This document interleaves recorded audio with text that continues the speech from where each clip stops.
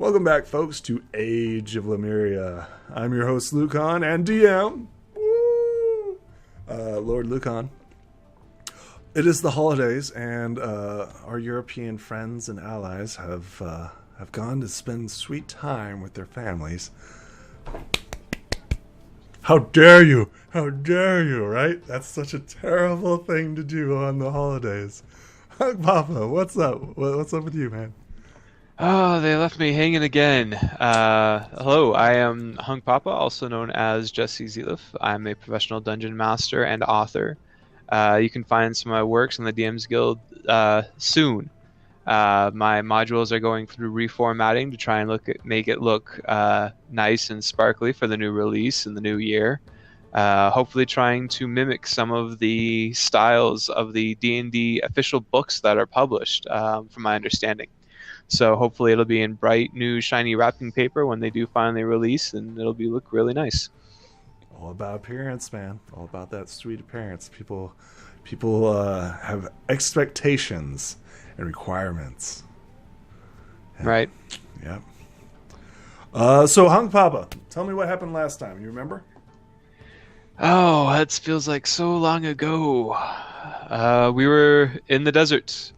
We finally made it to Ravenshaven, and we decided to leave Ravenshaven. We thought we were following a lead. We ended up running into the blind wizard, who is renowned and wanted by the human states. He informed us a bit about our journeys and caused us to change direction. We are now looking to reach the fort. Excellent.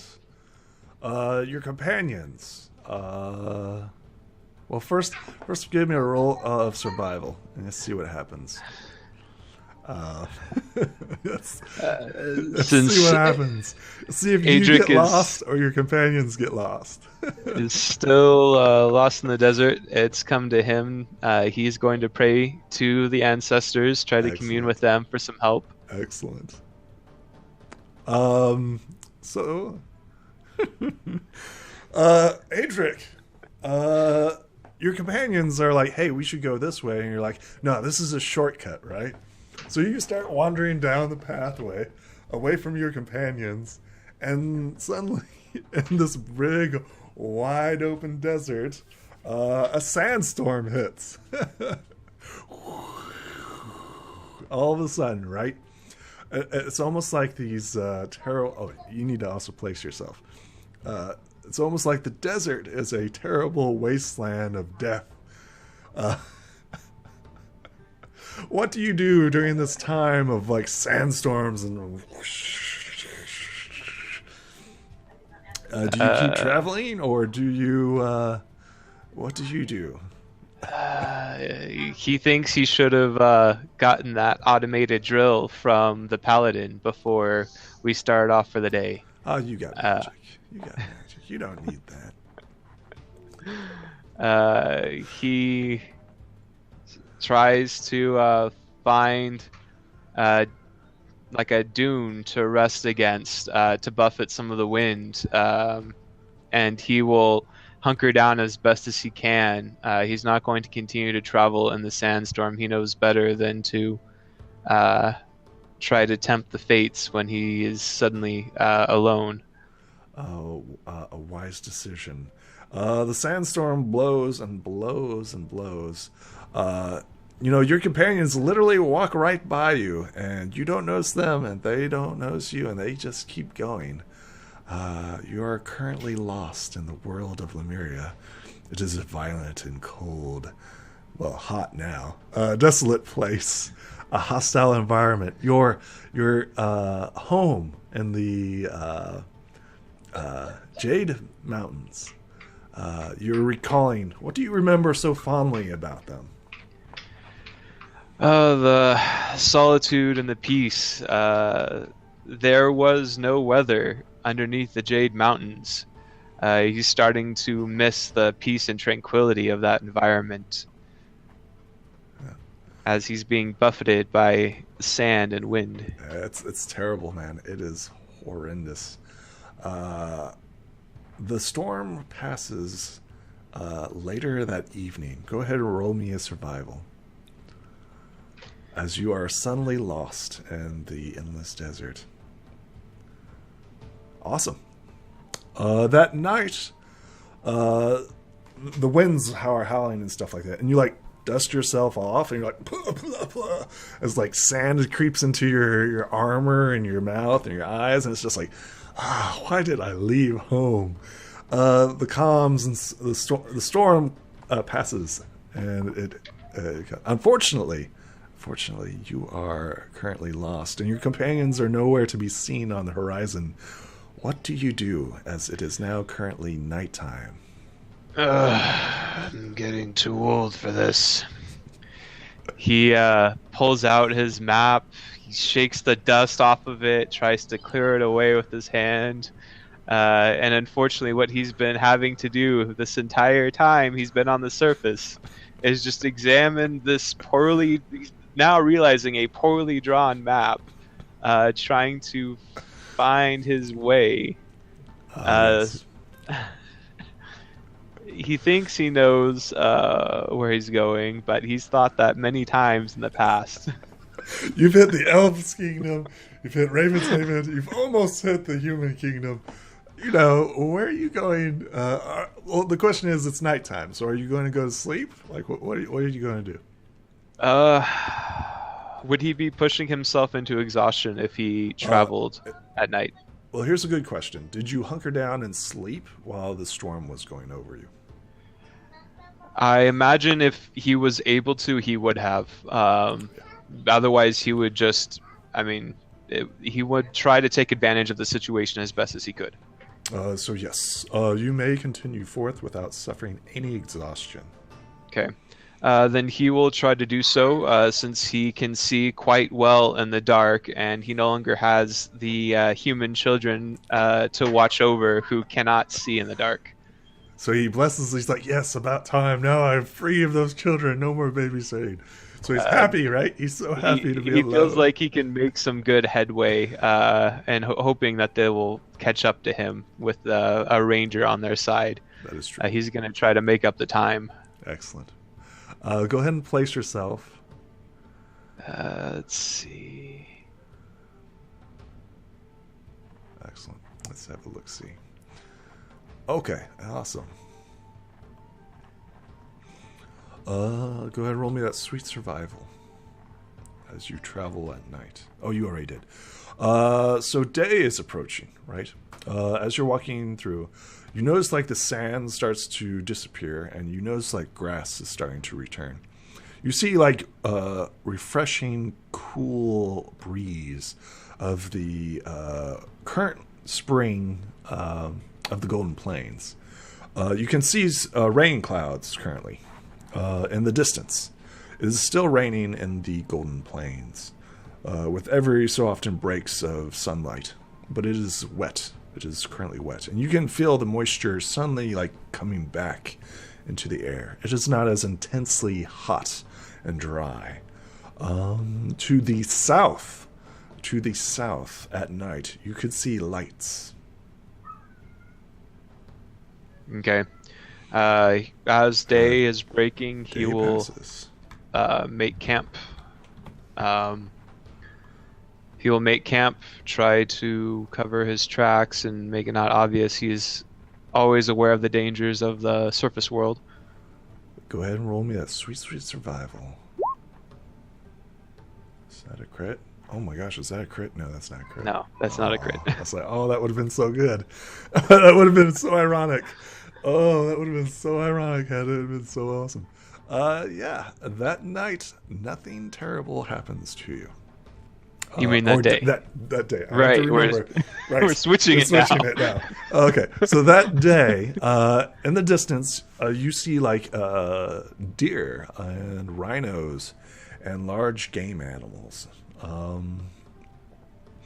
You could possibly go hunting today, and you'd still have time to rest. So would you like to make an attempt at another survival to hunt down some game for you? Uh, he'll try. You get a boon. Yeah, he'll give it a shot. Yep. Excellent. Awesome. Roll me a die 6.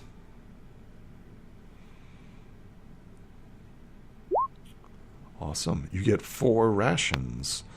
Tell me what you're hunting and what game is it that you successfully got. This is the so large game animals, including bison, deer, elk. There are some rhinos, all types of manner of creatures. You had a successful hunt. Tell me about it.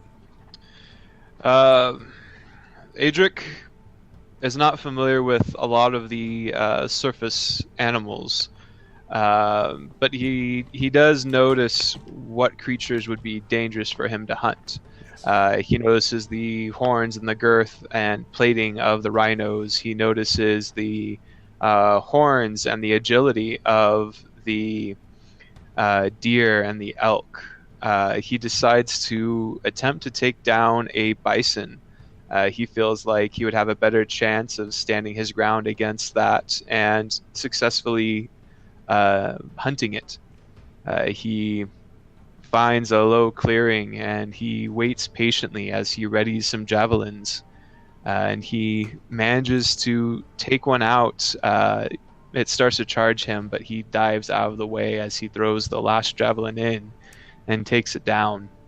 And he's able to harvest it for enough rations and enough meat to last him quite a while. You also get a buffalo hide. Do you take it or leave it? He will take it, knowing that having an extra layer of protection during the nights will be helpful, and it'll also help him try and conceal his identity even further. Yes, this is quite large. It's a large skin, right? So you can use this to make armor or clothing. Let's see here. Yeah. Armor and clothing. You could also get a masterwork tailor to work on as well and make it mastercraft. When you make mastercraft stuff, that can be enchanted magically. So if you have something that is mastercraft, that's kind of like a requirement in order to make magic items. So you have an ingredients for such an item. Okay. This is a fine buffalo hide.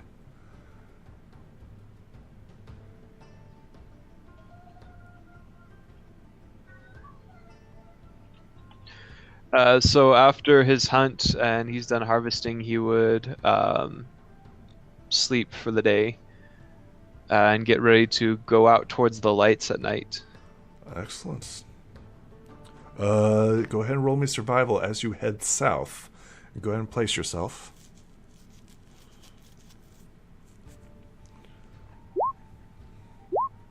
Excellent. So go ahead and place yourself. You have 3 options. You have a perfect option right there. Ba-boom. Congratulations.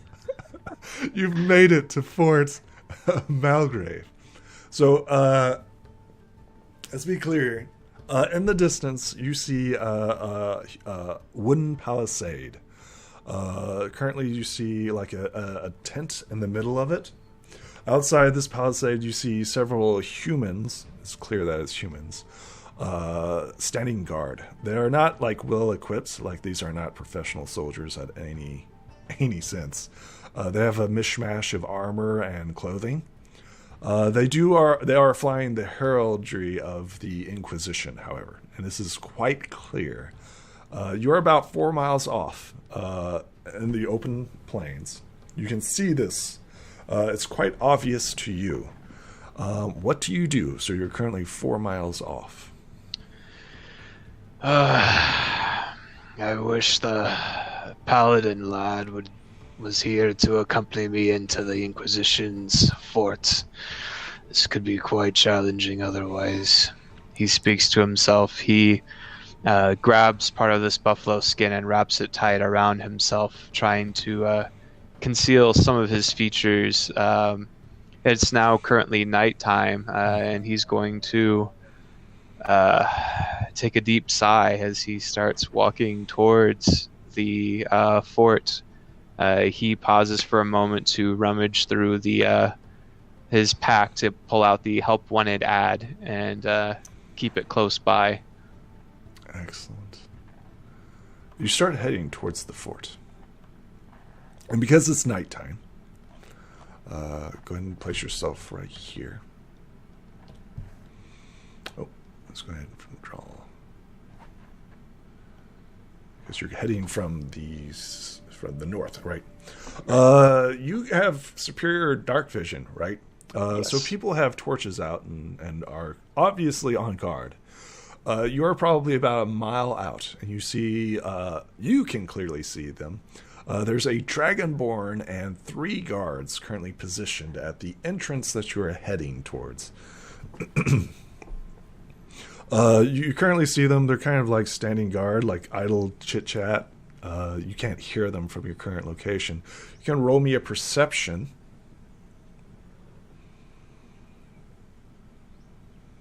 Oh, yes. Clearly, like, these people are mercenaries. These are not like your standard Inquisition troops. This fort seems to be of not necessarily organized in the sense of like the Inquisition, right? But more of like a freelancers. If you can survive, you might get rewarded. Mercenary camp. It's not a Inquisition. That's what you can tell from the... it's definitely dominated by humans, clearly. Every bit of 80%.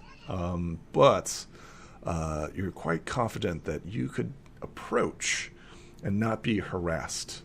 Because you look like a human, right? Just a short, stocky, right, bearded human. Just a really, really old human. Yep. He will...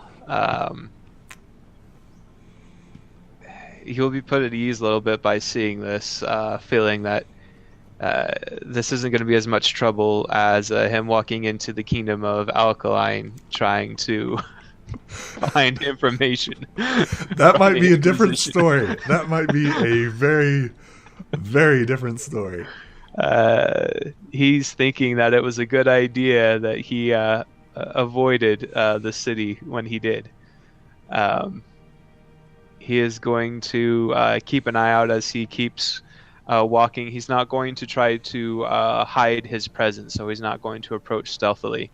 You are not stealthing, correct? He's not stealthing. He's approaching,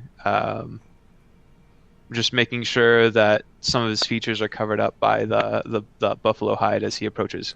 So as you approach, you notice about around 60 feet away from the light. You hit dim light. And they kind of like turn and look at you, right? And they like say, Who goes there? Who goes there? The name's Adrik.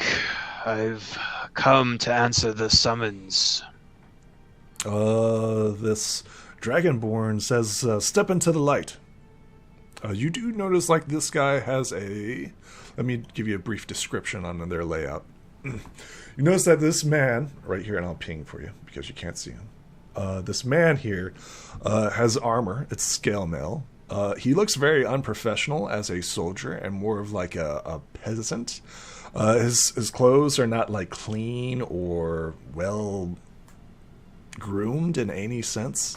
He has like a beard. His equipment is of poor quality by dwarven standards. He has like a bill hook, right, and a longbow. So as you approach, he like grabs his bill hook and like looks out from there. That's this gentleman right here. And then you see like this dragonborn, and I will describe her. She has green scales. She has silks and a robe, and she has a symbol of the Inquisition on her, right? She seems to be of an adventurer type of sorts. Clearly a mercenary type. And then right here you see what appears to be a...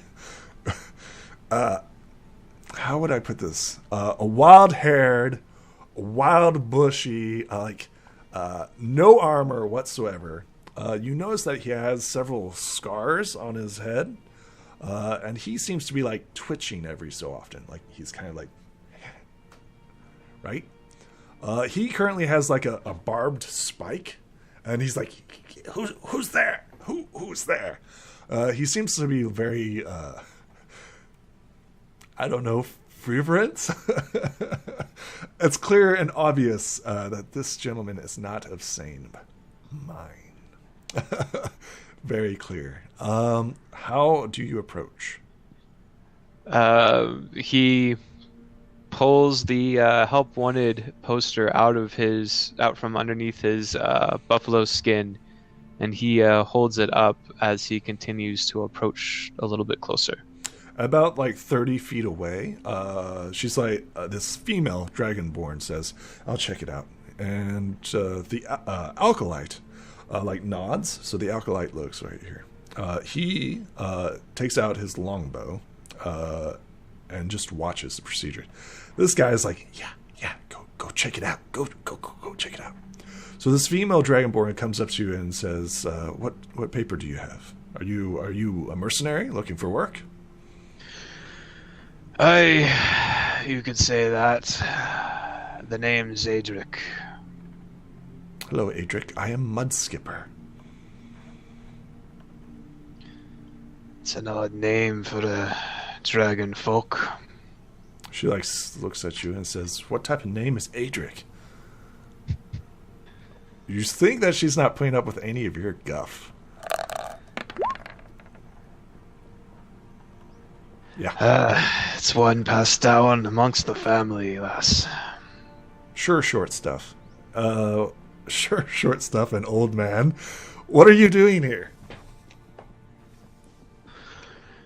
Oh, I heard the Inquisition could use a little help here. We don't need old men. We need capable soldiers. Aye, and that's what you've got here, lass. Got like some death wish or something, old man? Adrik kind of smirks. Of course not, lass. It's the last thing I'd want to happen. She like rolls her eyes and she's like, there's all types, I suppose. Follow me. She like gestures and she's like, follow me into the camp. The alkalite and the flagellant like nods and like looks at you, and they're like the torch like comes over you, right? There's a quick brief overlook at you. They notice that you're armed and everything else, but so are they. And Mudkip's like, I'll take him in, boys. Don't worry about it. And they shrug. She begins taking you into the camp. These large wooden palisade walls seem to be the place's only defense. And okay, keep going. Okay, I was like, oh no, he fell off. It's the only place's defense. It is newly constructed, no more than maybe 6 to 7 months old, just by looking at it, because there's still fresh mud that's been like built up and dug out. You still see, like, even in the rain and everything, you notice like this is all recent construction. You notice like there's sand and like just loose rock as kind of like walkways. There's a lot of mud, and it is currently like sprinkling on you, right? Because you are currently in the Golden Plains, and naturally it is raining, springtime. She takes you over to Antonio, and you see like this leather tent, and it is currently nighttime, and currently there's like a man who's kind of like sleeping inside, and she like knocks gently, which like is like like rain comes falling off of the tent, and she's like, "We've got a new recruit." And, you hear like this grumble inside, and this man comes out, and he's got like this beard, this red beard and red hair, and he's like, "Oh, let me put on some pants." And she like, you see Mudskip like kind of like roll her eyes at this, and then after like 5 minutes, you hear like this guy kind of like stumbling out. He's like, "What time is it? It's nighttime. shouldn't you be asleep? And she's like, no, we've got a new soldier who wants to sign up for the help wanted ad. He's like groans at this, and he's like, come back in the morning.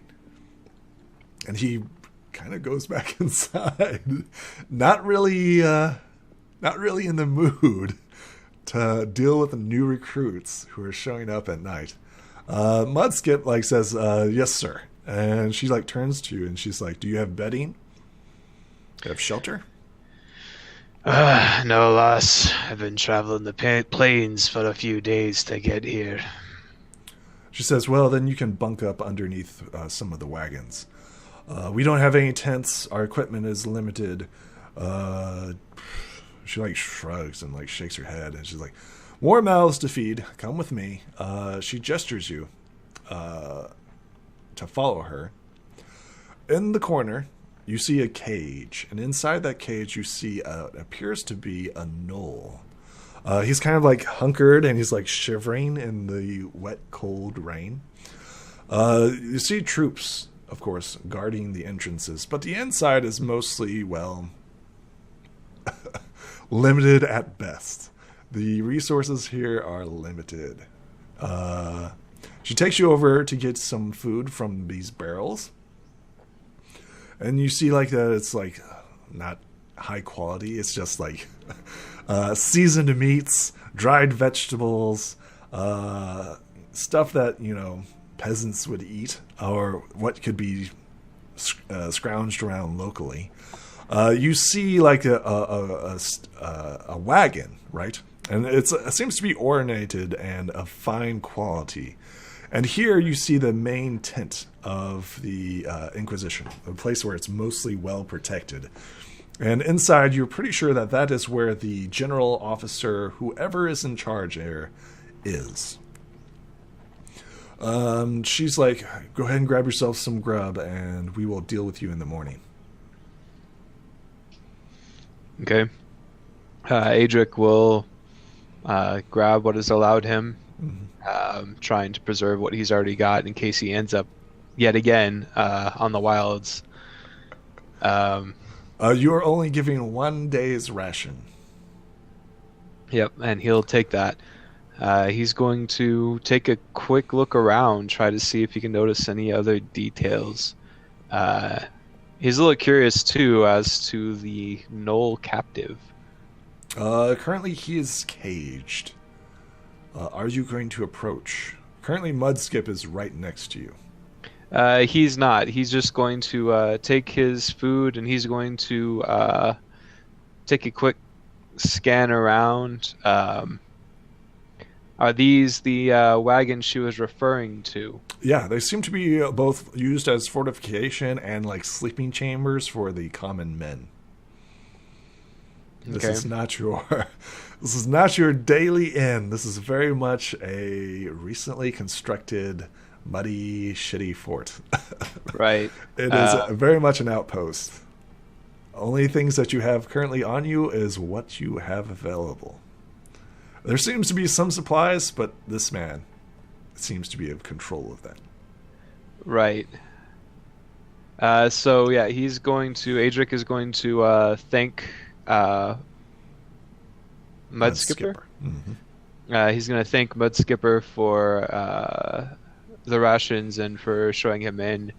And he's going to bid her farewell and come over to this cart right here.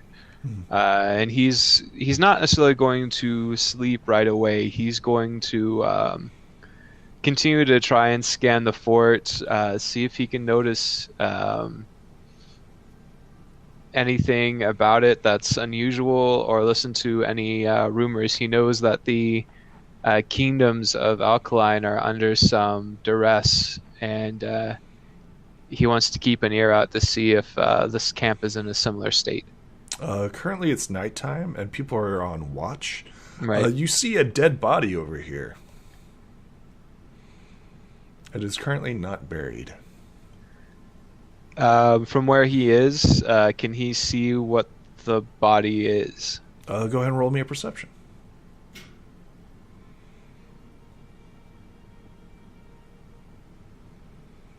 Yes, you are clear. It's clearly a human, whoever it was.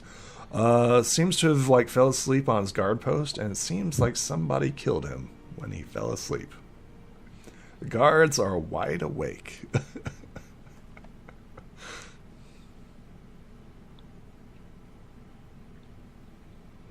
Adrik thinks that's pretty odd.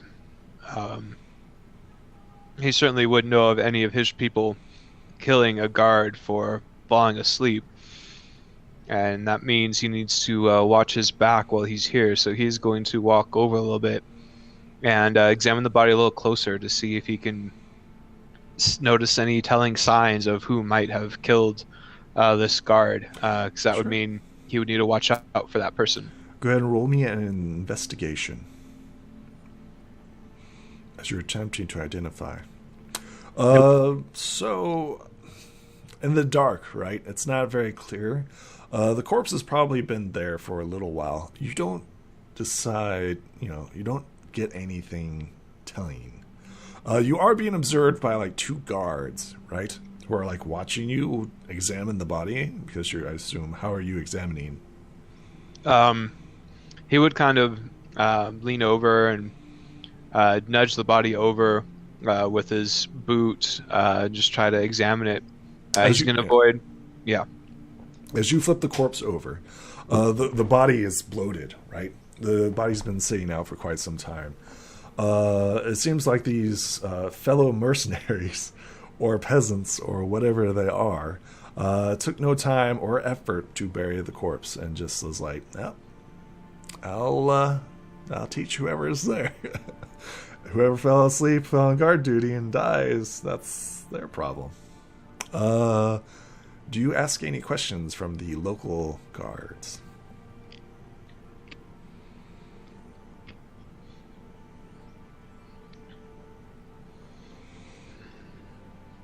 He thinks about it, but then he decides not to. This is the first time that he's been in this camp, and he certainly doesn't want to arouse suspicion so early. He imagines that not many adventurers will come into this camp and just start asking a lot of questions about what's going on. So he decides to hold his questions until the morning. Excellent. Are you doing anything for the rest of that night?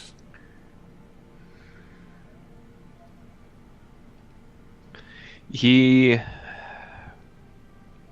will find... he'll try to keep an eye out for some time when he thinks that he's relatively alone, when they stop paying so much attention to him and start to relax a little bit, and he's going to try to sneak another peek at this gem that he has to try and uncover more of its secrets. After an hour or two of you just kind of sitting there and, I don't know, reading or what have you, they quickly lose interest of you. You seem to be just another mercenary here to collect whatever they can. Okay, so he will not ask for any of the ancestors' guidance. He doesn't want to arouse any more suspicion in this camp. Still wants to keep a low profile, so he's just going to try to continue to cram his brain and see if he can remember anything more about this shard now that he knows a little bit more about it. Go ahead and roll me a stealth.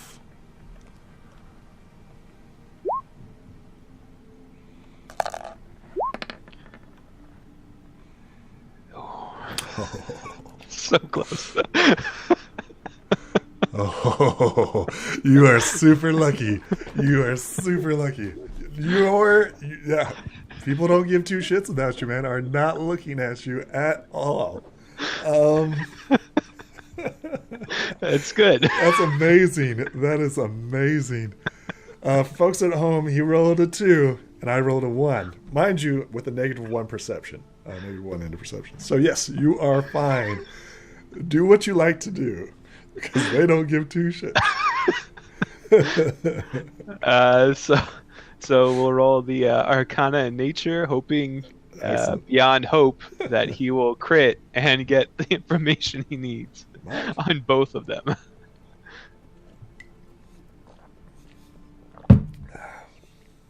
Nope. Unfortunately, the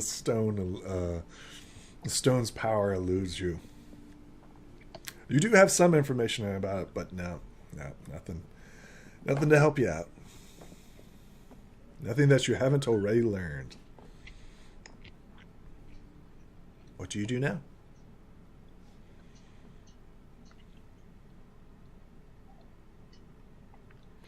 Now, Adrik will just make camp. He'll pitch his sleeping bag out, his bedroll, and get some sleep until the morning. Excellent. Nobody pays you any mind or any attention. You just seem to be like an old man traveling. Daytime. Oh, let me mark off the day. Another day passes. Another day passes. Morning comes. Early morning.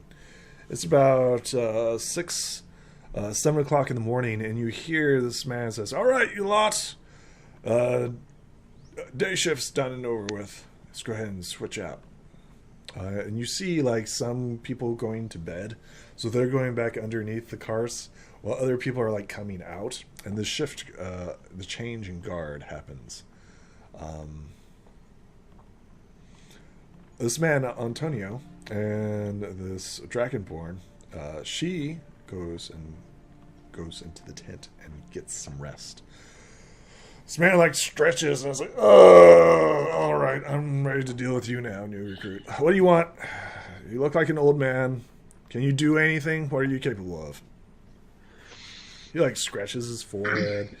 It's like, "What can you do, old man?" I'm handy in a fight. You may not believe me, but it is true.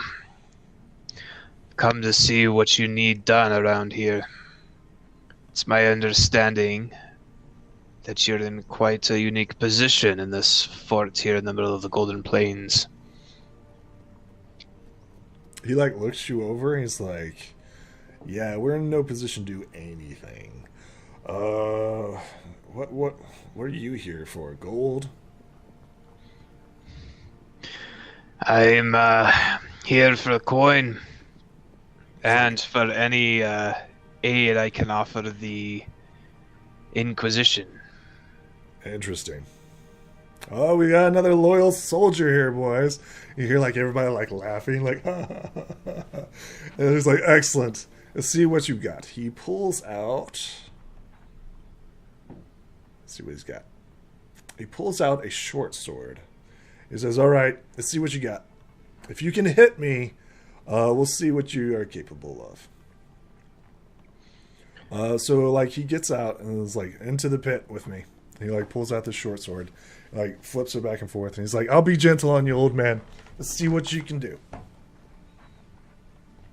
Roll that sweet initiative as soon as you are ready.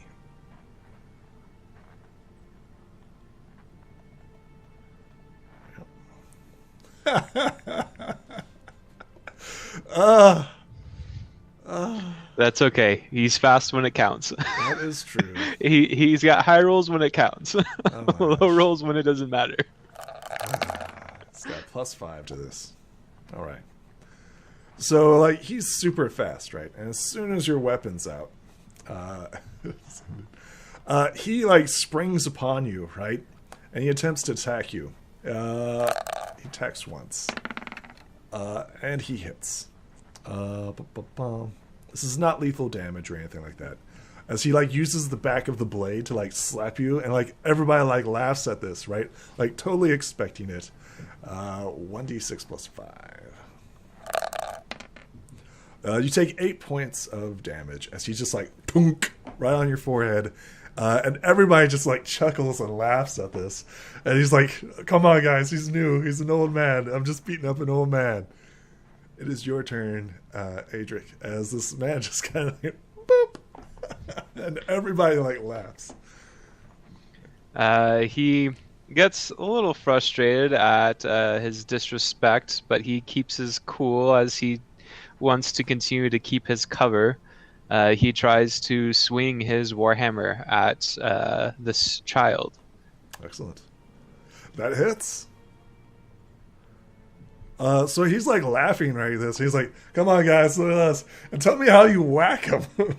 I wait until like he puts his hands up to celebrate, to make a jest. Yep. And he just brings the flat of his warhammer, so not even like the ends, just the top of the warhammer, and just stabs him right in the gut with it. He doubles over. He's like, "Ugh!" Oh, good hit. Like everybody's like, "Oh, oh," and they all like laugh once again. And then like he's like, he's like, "Oh, that was a good hit, old man. Who taught you how to fight like that?" Adrik just continues to stand there with his shield ready and his warhammer ready, unemotional, as he's waiting to see if this human is going to yield or not. He's like, "You did good hitting me, but I wasn't expecting it." He seems like a little frustrated because it's like men are laughing at him because of that. So he's like, "Maybe you got some skill, old man. Let's see how you deal with this." He lunges at you. This time he seems to be taking it a bit more seriously. And presents an opportunity for you to counter. Tell me how you get this an attack of opportunity. So he misjudges Adrik's real stature as he stabs. Adrik steps to the side, and he just stabs through, like, as the buffalo skin just kind of waves past his strike, and Adrik comes to bring his warhammer square onto his back. You have an attack of opportunity. Go ahead and take it if you want. That unfortunately misses. He's like, "Oh, I overstepped." And he's like, sees this warhammer come around. You may attack again because on your backswing, he is completely out of position. And that unfortunately misses. So as he lunges forward, he realizes that he oversteps, right? And then he tumbles forward, right? And you just like swing, and he's like, "Ho, ho, ho, ho." And he like flips and changes sides around you, right? As he's like, "Ho, ho, ho, old man. I saw what you tried to do there." He once again tries to tap you on the back and misses horribly. This seems to be quite a duel, as like everybody's starting to like catch their interest, as they're like starting to like, hey, this guy's challenging the captain. And it is now your turn. After he misses again, Adrik is starting to get frustrated again, but he still keeps his cool as he spins around and tries to bring his warhammer around to smack him square in the jaw. Excellent. That's a hit. That warhammer smacks him solidly, like crack, and he like stumbles backwards and like falls down, and he's like, "Holy shit!" He like wipes his thing. Like everybody's like, so they stopped laughing right when that happens, and the captain kind of like wipes his own thing. It's like, and he spits on the ground. He's like, "I thought this was a friendly match, friend." He stands up slowly and he like dusts himself off. He's going to roll a willpower save to keep calm. He's like, you're a capable fighter. He says, that's enough for now. Adrik will kind of ease up a little bit. Aye, it was a friendly battle. If it wasn't, you would be feeling it in the morning. People like turn and look at each other. Like, it seems like nobody's beat this captain, and the captain seems to be like keeping his calm and cool. He's starting to respect you have talent. It's like you've got some skills, old man. I think I might have underestimated you. Adrik hooks his warhammer back underneath his cloak as he kind of straightens his buffalo skin across his shoulders again. So, I hear you have stuff that needs doing. He's like, yes, but first we should take care of our injuries first. And he gestures you over to this tent over here.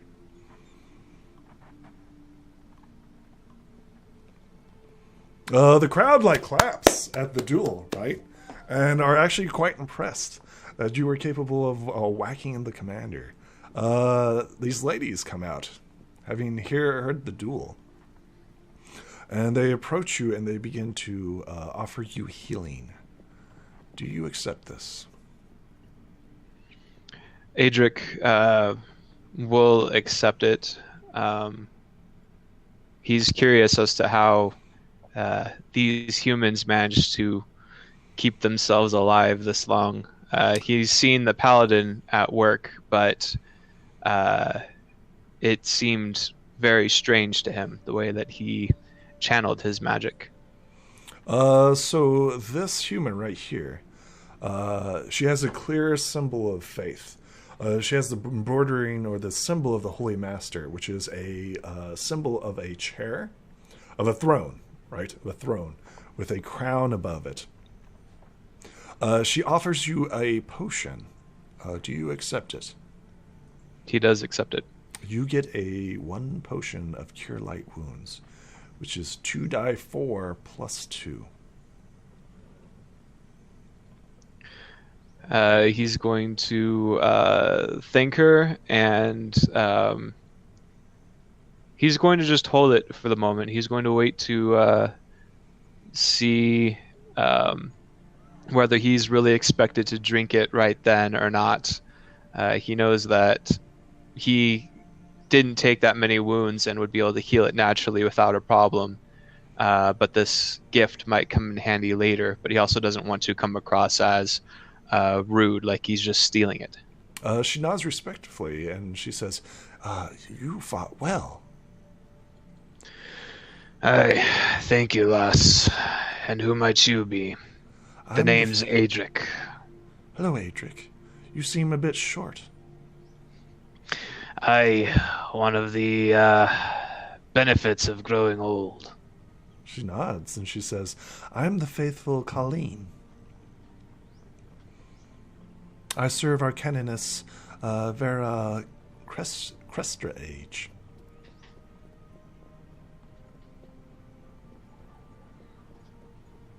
Are you a knight of some sort? I'm just a traveler, finding my way in these plains. Antonio laughs, and he's like, you're not some traveler. You've got skill.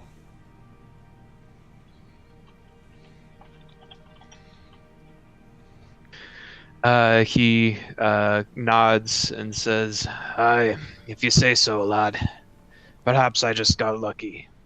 He's like, and maybe he winks. You did. He's like, maybe you did. It's like, even still, you were quite capable. You're more than just guards duty, and what are you capable of?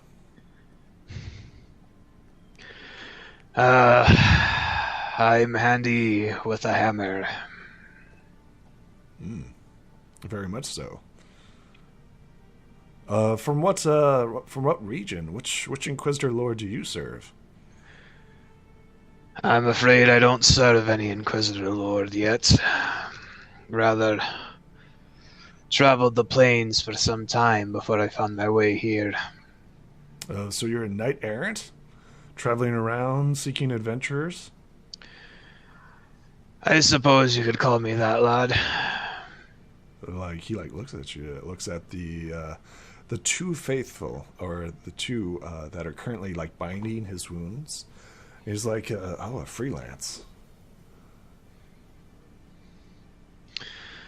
Aye, that sounds a little more like it.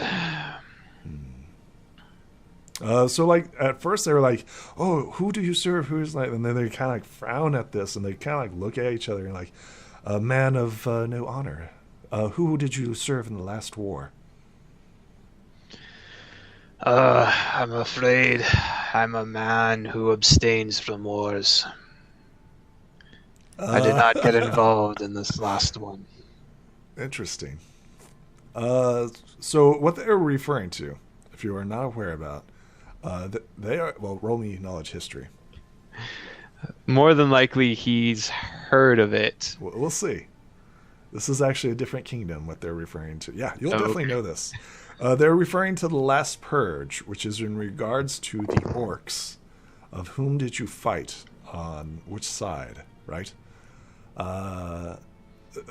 know that there are warriors out there capable of great deeds, right? These are just average mercenaries. They're not expecting someone of your caliber to randomly show up and beat the shit out of their captain and be like, oh, well, who is this person, right?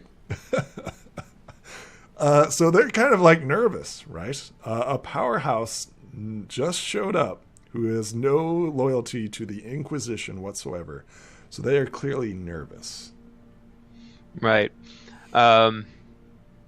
He continues to stick with the story that he didn't get involved in the last war. That would have been your prime, old man. What was that, 40 years ago? Oh, 20 years ago. That would have been your prime, right? Aye, lad, but who's to say it's not still my prime? As he smiles. They kind of chuckle at this nervously, as you are quite skilled in combat. Yes, they do chuckle at this nervously. Do you have a name, stranger? I go by Adrik. Adrik? What's your last name, Adrik? This guy gets out this piece of paper in his contract, clearly wanting to sign you on for their army that they're building here. He shares. He's Adrik Fireforge. They fill out Adrik Fireforge, and they start making a copy of the contract in which they're trying to get you hired on for. It's a 3-month job, in which at the very end you will get paid for. They will feed you, clothe you, arm you, and they're looking you up and down. Your arms is better than what they currently have available. Yes, but they offer you this contract. Do you sign it? To him, 3 months is a long day. He's thinking about it, but he's also wondering how well this is going to get him in with the Inquisition.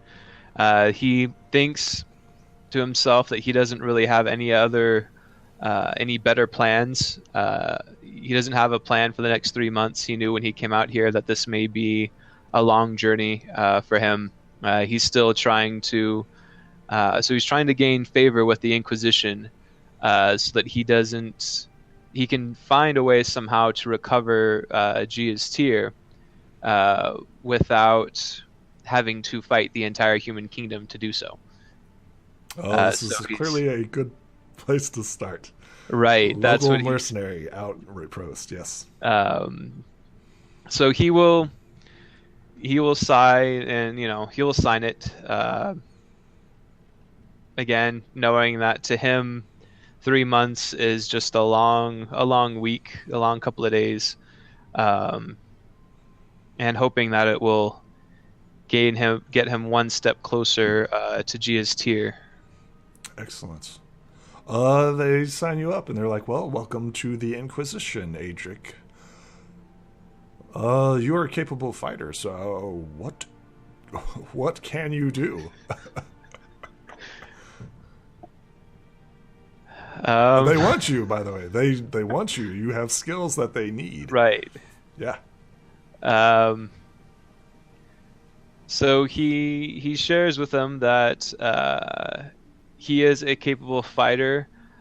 He has good eyes and ears despite his age, and that he has some skill in smithing as well, if they need it. Oh, they nod. They're like, "Yes, and you're a smith." That explains the hammer. They look at the war hammer. Yes, Adrik nods, but he looks around the camp and notices that he clearly doesn't have the tools he needs here. There's no anvil. There's no smithy. There's nothing of that shit here. So he would explain that if they wanted to utilize his skills as a smithy, he would either need to be set up with a place that has the equipment he needs, or they would need to acquire it for him. They say that there are shipments that will arrive in the summer, but currently, due to the rains, all the shipments have been stopped, and because of recent raids, those that they have been expecting have not arrived.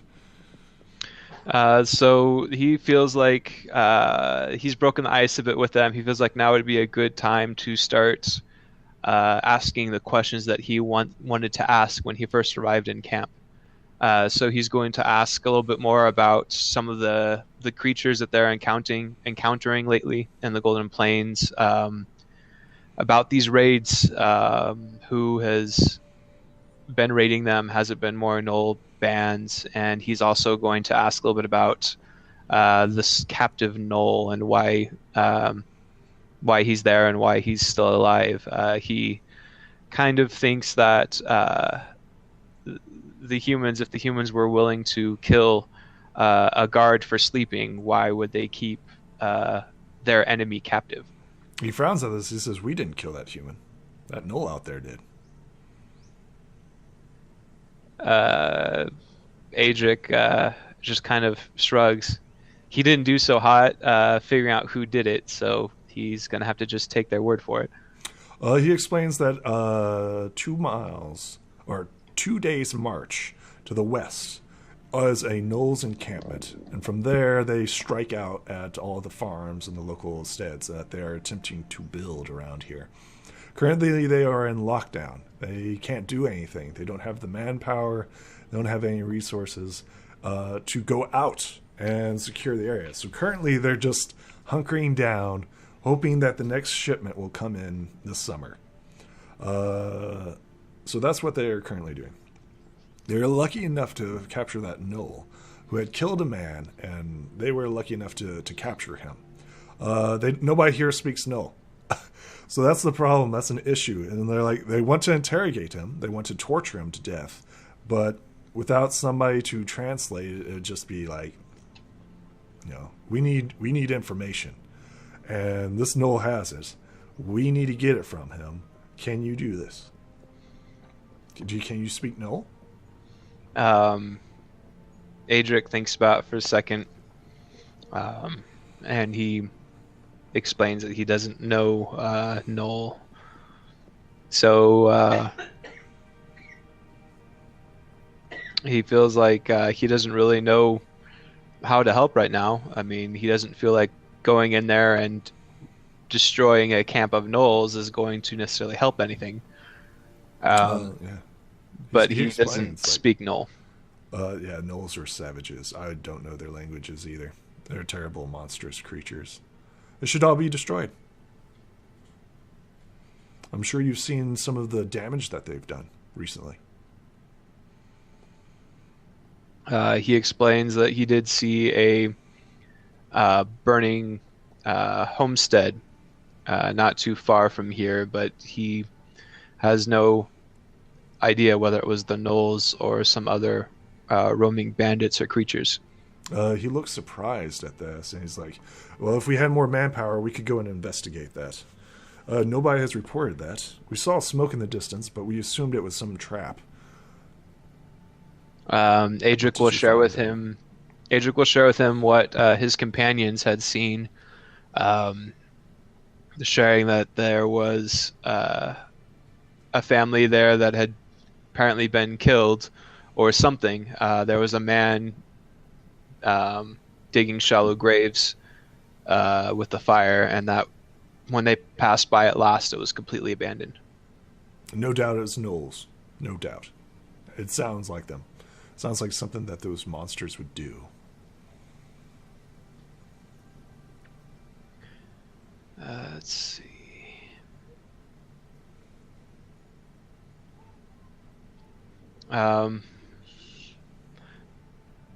At this point, Adrik would ask them what they would have him do. He's not going to... Well, he could sit around and wait like them until summer, but he believes that taking action sooner rather than later may be beneficial. Are you insane? It'd be better to stay here. Our duty is to protect this fort, not the lands around it. if you read your contract, that might not be correct. Yeah, he kind of scratches his head as he recalls the second line that he was hired to patrol and secure the local populace and lands. But he'll also shrug since he's not in charge here, and he's just here to gain the favor of the Inquisition. So whatever would be more favorable to the Inquisition. Antonio explains you should stay here and simply wait out the 3 months. Our duty is to protect this outpost. Whatever happens around, who cares? The Inquisition will send reinforcements. We have 3 months to wait it out. I'm leaving in 1 month, so you do what you want to in that time. I'm not going to go die for some asshole who's built a fort in the middle of nowhere, and he explains, like, in front of these people, right? Right. In front of the faithful, who are like kind of like shaking their heads no at this guy, but he's like, I'm not going to send my men out to die, and I don't expect you to die. You should stay here and fortify this place with us. Stay here. Don't go out. It's dangerous. It's crazy. So he will nod to him. He feels like he should try to talk to the faithful at another time to see what their opinion is. They are obviously shaking their heads. No. Right. This mercenary captain, right? This leader is saying, like, no, I'm not going to do this shit just because it's on a piece of paper. That don't mean shit. Right. And Adrik's just going to let him. He's not going to argue or anything. He's not going to make a scene. He's just going to. Okay, Antonio is. Just to be clear, Antonio is. You've probably seen this from dwarves as well, right? You've seen them on like outposts and stuff like that. Like, nope, not going out on patrols, not doing that. That's some stupid stuff. I'm only here to get my pay and go. Yes, and Adrik, having the strong work ethic of a dwarf, knows that that's just inviting invaders and destruction upon your fortress. If you don't try to keep an active watch in the surrounding area and try to... he also knows that it's strategic to strike first in some instances. Apparently, he's taking a very conservative approach to the... Yes. He's just here to collect his pay. He nods at you respectfully and returns to his tent. Mudskip comes out and she eats breakfast as Antonio goes back to his inventory and stores. You are left alone with the faithful who are currently bandaging your wounds. So he does hand the contract over to the faithful, right? Who takes it back to the tent. Right? Does Adrik get a copy of the contract? Do you request one?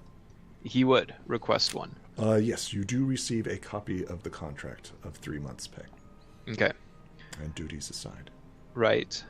He thinks in the back of his mind that may be handy for proving his identity later on down the road. Yes.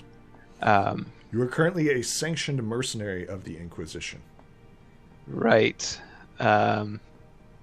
He also hopes that when he returns home with Gia's tears, they will understand the sacrifices he's made to attain it for his people. Maybe.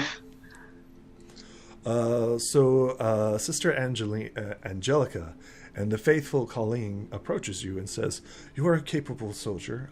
Do you agree with our commander's assessment of the situation? Is it so dire?" Lasses, I'll be honest with you. I've just arrived yesterday, so I'm in no position to say one way or the other. Though in my experience, there are times to strike first before you are overrun. Will you attack the Knoll encampment?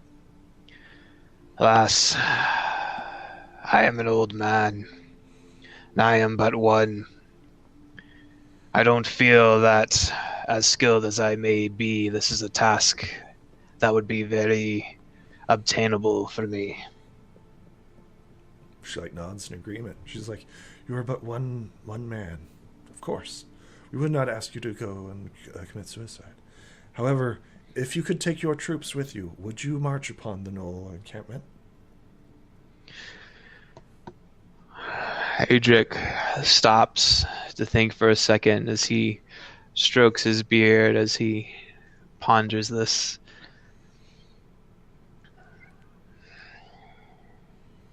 I'll be honest with you, lasses.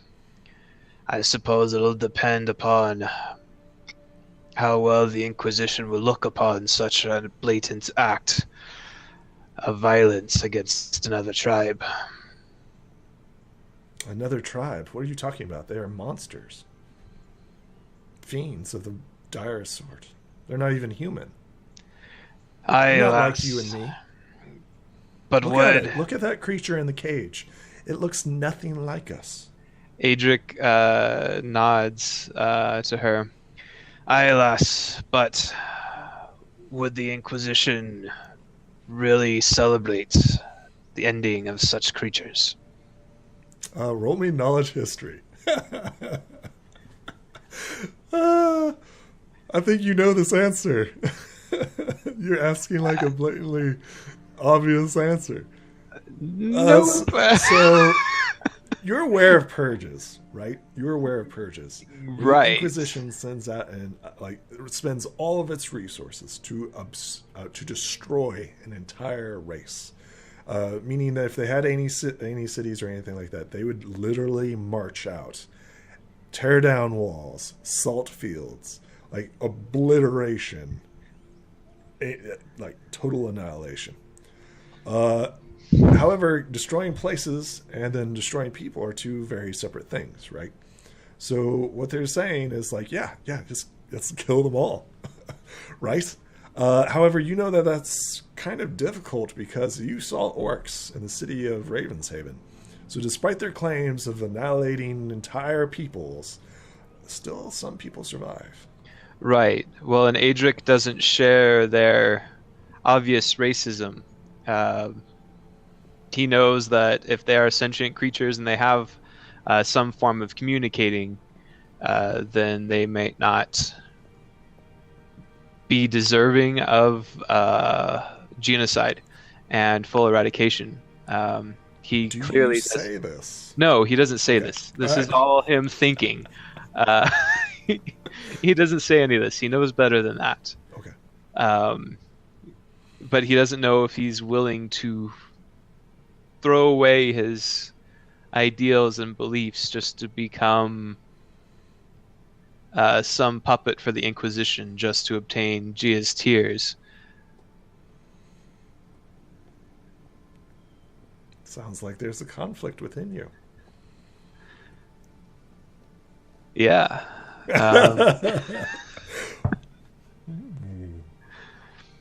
So Adrik will he's visibly pausing to ponder this as he's stroking his beard.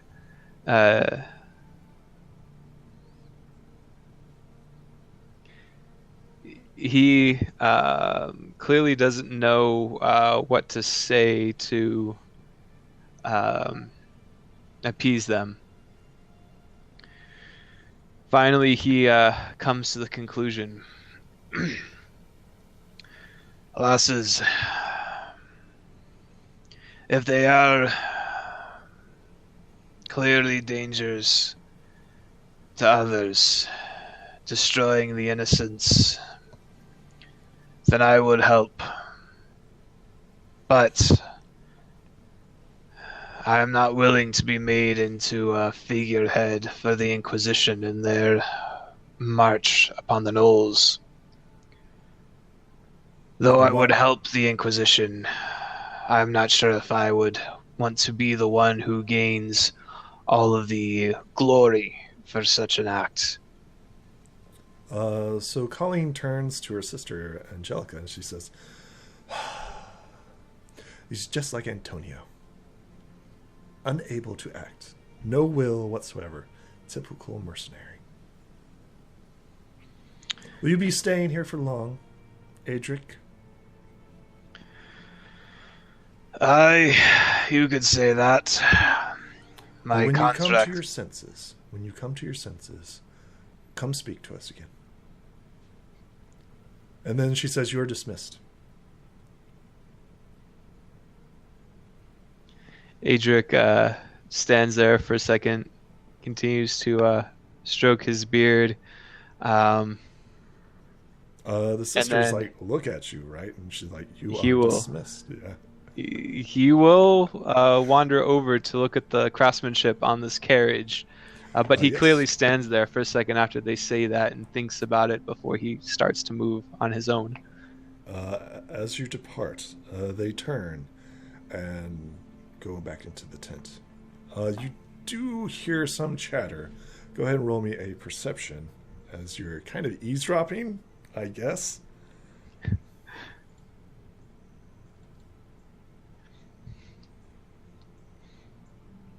So that's a 16. Yes. You clearly hear them discussing your paralysis, your combat capability, and they seem like he's incapable of any combat. He's good at training, and he's probably just a showboat. You think that you're probably just a duelist. You hear that they come to the conclusion that you're like, he's just a duelist. He won't last long. Once he gets paid, he's going to be out of here. That's what they're concluding. Just another typical mercenary, just another common ilk. You're just really skilled with a blade. Okay. He's going to keep that information to himself for now. Okay. He feels like he might need to take a day or two to try and decide his next move. He still doesn't want to be known for serving the Inquisition in eradicating another one of their races. He especially Just remembers. to be clear, this isn't a purge, right? This is obviously not the Inquisition at its strongest. This is not a full army of the Inquisition. This is like, you guys go out there, try to make something of yourselves. If you can do it, good luck. But this is not a purge. Right. This is clearly not a purge. Right. Yeah.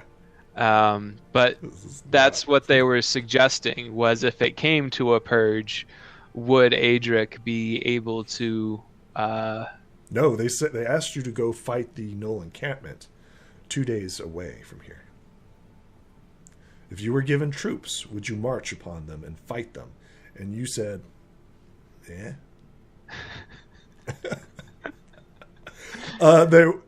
You could roll me an insight.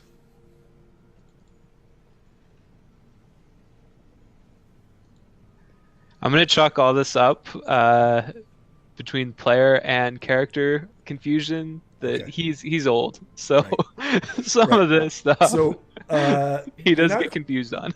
You're not quite sure, but you might have been offered command to replace Antonio, to be more active, and yet you seem to be like, nah, no thanks. And you're not quite certain if that would have helped you or not. You just don't know.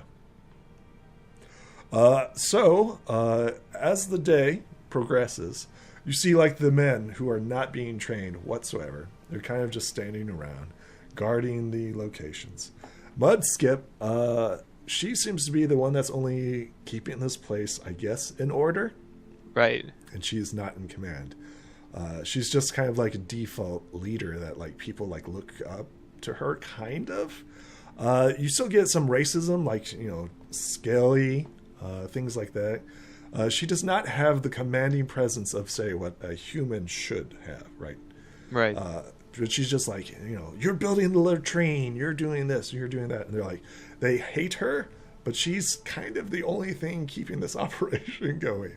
And they have no respect for her. And they're like, I just want to sit here, collect my checks. Right. Antonio seems to be more interested in trade. He seems to be more of like, hey man, you want to buy something?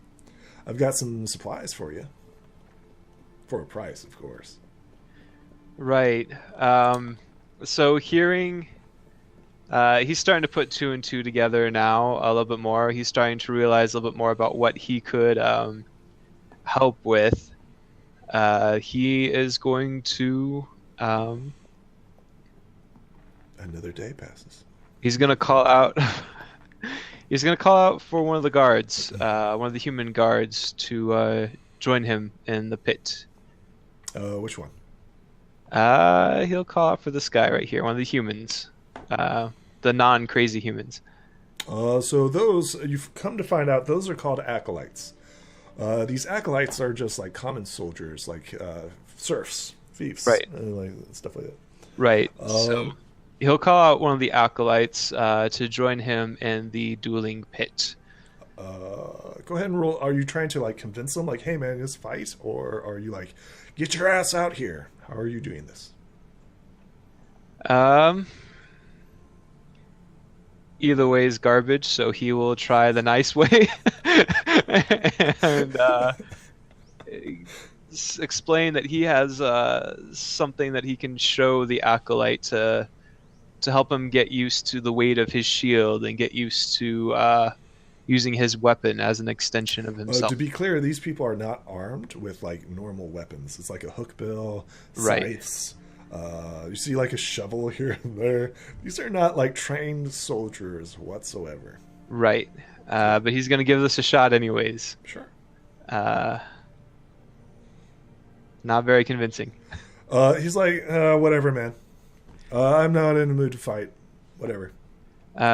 He quickly like turns.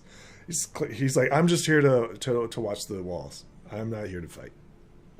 So he's going to, noticing that they don't respect Mud Skipper, Oh yeah. he's going to take a risk and call her out to duel with him, proclaiming that he's already fought the captain and knows what he's capable of. He wants to see what she can do.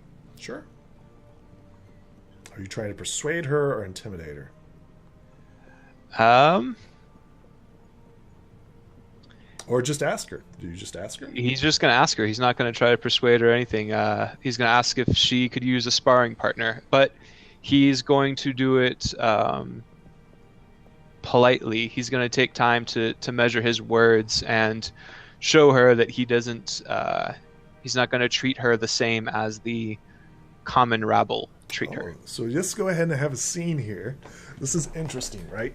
So Mudskip's trying to do what you're doing, right? She's like, come on, build a latrine. And they're like, yeah, whatever, Skelly. They do it, right? They start working on like a latrine pit. If people who don't know, that's a shit pit where people dump their crap. They follow orders, but it's like that. So she's kind of overseeing the latrine pit. Then you come up to her and they're like, yeah. Lass, forgive me for interrupting. Seems like you could use a little bit more respect around here. She like chuckles at this and she's like, it's just typical human behavior. I expect no less from you. Don't try to butter me up. Adrik nods. But lass, imagine if you could last against me longer than your captain would. She like laughs at this. And she's like, only fools fight. Aye, but only fools refuse to train for a fight. She says, is that a challenge? Aye, it is, lass. She smiles at this and she's like, if you want to be put down, I can put you down. Adrik chuckles and just starts to walk away. He nods to her and walks away towards the dueling pit. She says, after the latrine pit's been built, I expect you to get down there with the soldiers and do it. You're just a common soldier to me, mercenary. Do you do it? She's telling you to get down in the latrine pit. Adrik kind of chuckles and smirks, and he does. Excellent. She nods to you approvingly. After about an hour, and like people are starting to like sweat away. She like takes out gloves and she gets down in the pit and starts working as well. Adrik nods to her as he continues about the business, trying to get this done as quickly as they can. To him, this is just a warm-up for their battle to come. Excellent.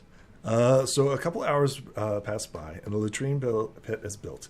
It's been like dug out. The mud has been shifted over to the walls and has been like placed against it. She's trying to fortify the base of the palisade, and then she's like, "All right, old man, you've defeated Antonio. You see how you do about this." And like the men are like cheering, like, "Yeah, let's see what you can do." The men, having like worked, food is handed out, right? And there's going to be like a bit of an entertainment as like people start like calling out, "Hey, Mudskip and the new guy's going to fight," and they're like, "Hey, let's go check it out." So everybody starts coming out and begins watching. As like this ruckus begins, even the gnoll who is kind of like in the cage like comes out and like starts looking. A figure dressed in robes, holy garbs, and clothing comes out as well. You recognize her as someone of great importance, as they are clearly observing this combat. She walks 30 paces. 1, 2, 3, 4, 5, 6. And she says, she like snaps her and cracks her hands, and she says, "Are you ready?"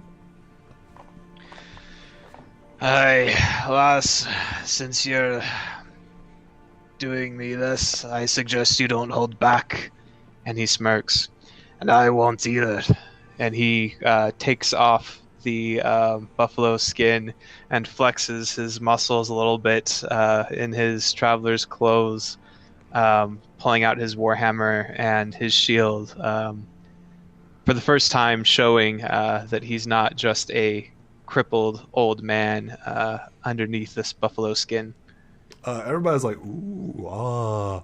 Let's Skip kind of like is taken back slightly at this.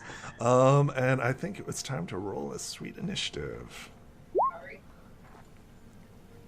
Still just warming up. Well, she's the same. She's got +3.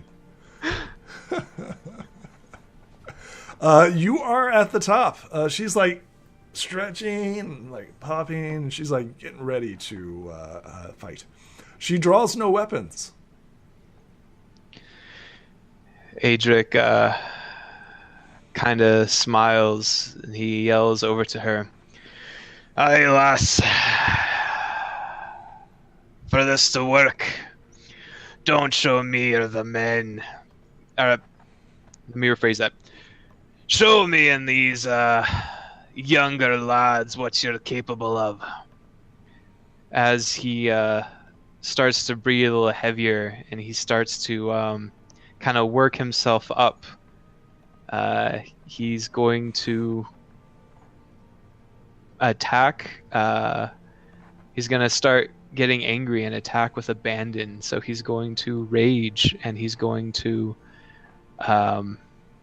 attack recklessly. Excellent. You realize that you cannot do non-lethal damage when you're raging. Right. But he's going to keep a close eye on her. If she starts to I just want you to realize, like, as this combat begins, you're cutting with your blade. Just to be clear, right? This is like lethal combat. Is that something that you're wanting to do? So whenever barbarians rage, they cannot deal non-lethal. So when they kill somebody, they literally kill somebody. Right. But you can also end your rage as a bonus action. That is true. So he is going to give it, if he sees, okay, she's taking too much, he's going to stop raging and go non-lethal. Okay. But he wants to see what she's made out of. He feels like she is the most capable warrior here, besides himself, and he knows that she's probably capable of more than she's showing to these common rabble. Interesting. Okay. She easily dodges out of your way. Seeing that you are going lethal, she takes a step back. She takes the disengage action and says, "Easy, friend. What are you doing?" As you are clearly aiming for her in a deadly manner. And she takes 5 step as she disengages and says, "So easy, friend. What are you doing?" This is a friendly bout, and what are you doing? Adrik will nod. Lass, when I get angry, I can take a heck of a lot more punishing than you could imagine. Hit me with your best shot. That's the end of her. Oh no! Wait for her to respond. Let's see here.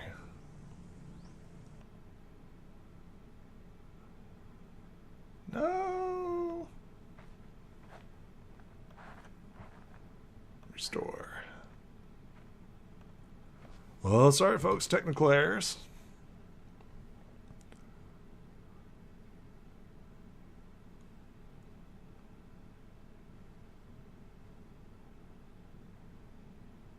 That was weird. I lost you. Yeah, Roll20 crashed. That was weird. I'm not sure why. My recording's still going, which is kind of weird. Uh-ohs. Are they doing maintenance? They could be doing maintenance.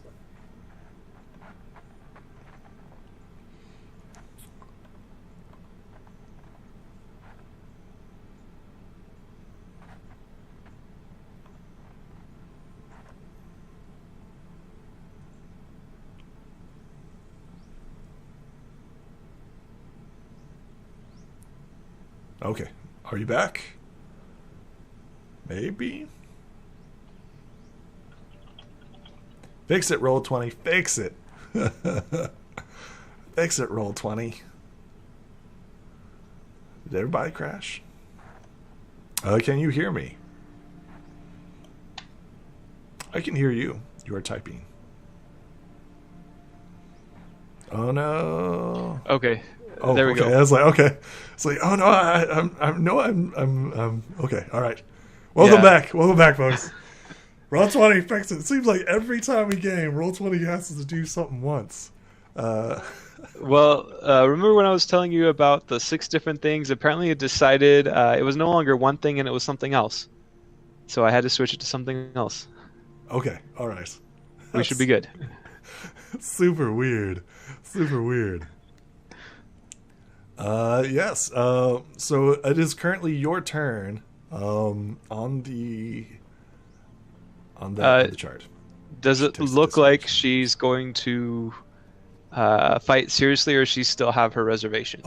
She thought it was a friendly bout, but when you start doing your blood rage and start coming at her with a warhammer and try to crack open her skull, she takes the disengage action. Did she respond any to what I had said? Like, does it seem like... She said, "Easy, friend, easy. This is a friendly bout." He will sigh. Yeah. He will calm down. Alas, I didn't mean to scare you. I just like everybody's nervous around you now. As you show off your rage, some people take notice, particularly in this group right here. Alas, I just want you to be able to attack with all you got. Are you a berserker of sorts? No, lass. I just get really angry sometimes. It's been a frustrating couple of months for me. Apparently, that moment of rage has everyone on edge and has paused. He will take a few steps back, shaking his head almost in disappointment as he readies his shield and his hammer normally. And he's going to wait for her to attack first then. Roll me a perception as you hear like the faithful come over to the person who's in like regal gown and everything else. They begin whispering. Nope. You're focused on this combat right here. Yep. Mudskip like says this, and she's like, "All right, friend, just no more of that." She sighs, and then she takes a deep breath. The sand around her kind of levitates for a brief moment, and she says, "In the name of the Holy Master, sleep."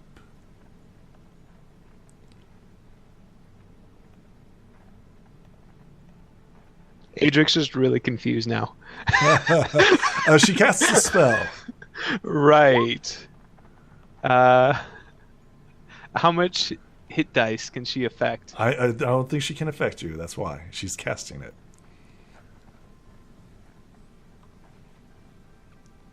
I don't know if she can affect you. We'll try. Oh, wait, it's a save, right? I don't think it's a save. It just happens. Roll Right. 5d8, a total of how many hit points the creature falls asleep. You are the only creature within the zone, so I will attempt to roll 5d8.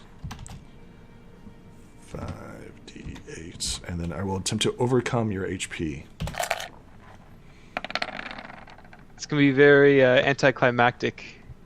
Not even close. Yep. You notice like these spells, and she says, "In the name of the Holy Master, sleep." And you're just like, you feel like this cloud starts to come over you.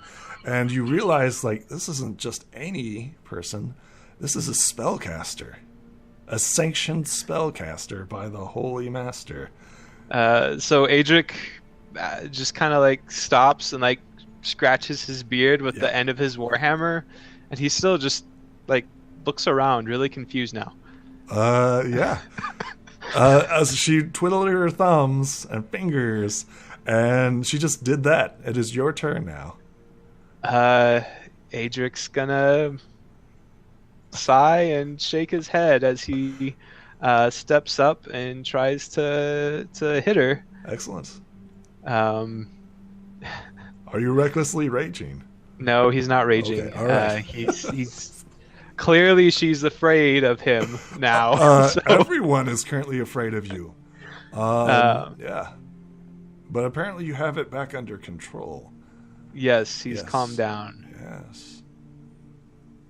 Yes. He's aiming for the shoulder now. Or he's just attacking her. Yeah, he's just attacking her. Yeah, that hits for 7 points of damage. Yep. She cries out in pain as your warhammer. She tries to like dodge out of your way, and the warhammer slams into her easily. She gets stunned by this, and she's like shakes her head. He's visibly still confused at this bout. He's thinking she's got to be half dragon, and he knows half dragons are hardy. This is either a ruse or just very strange. This is not what he was expecting when he started this duel. She begins bleeding from where you slammed her. She tries to do a will save.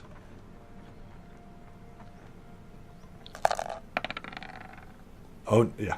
She's like, "Well done, well landed. You fight well. I was sure that spell would have worked." So is she not fighting anymore? She is yielding, yes, the combat. Do you continue?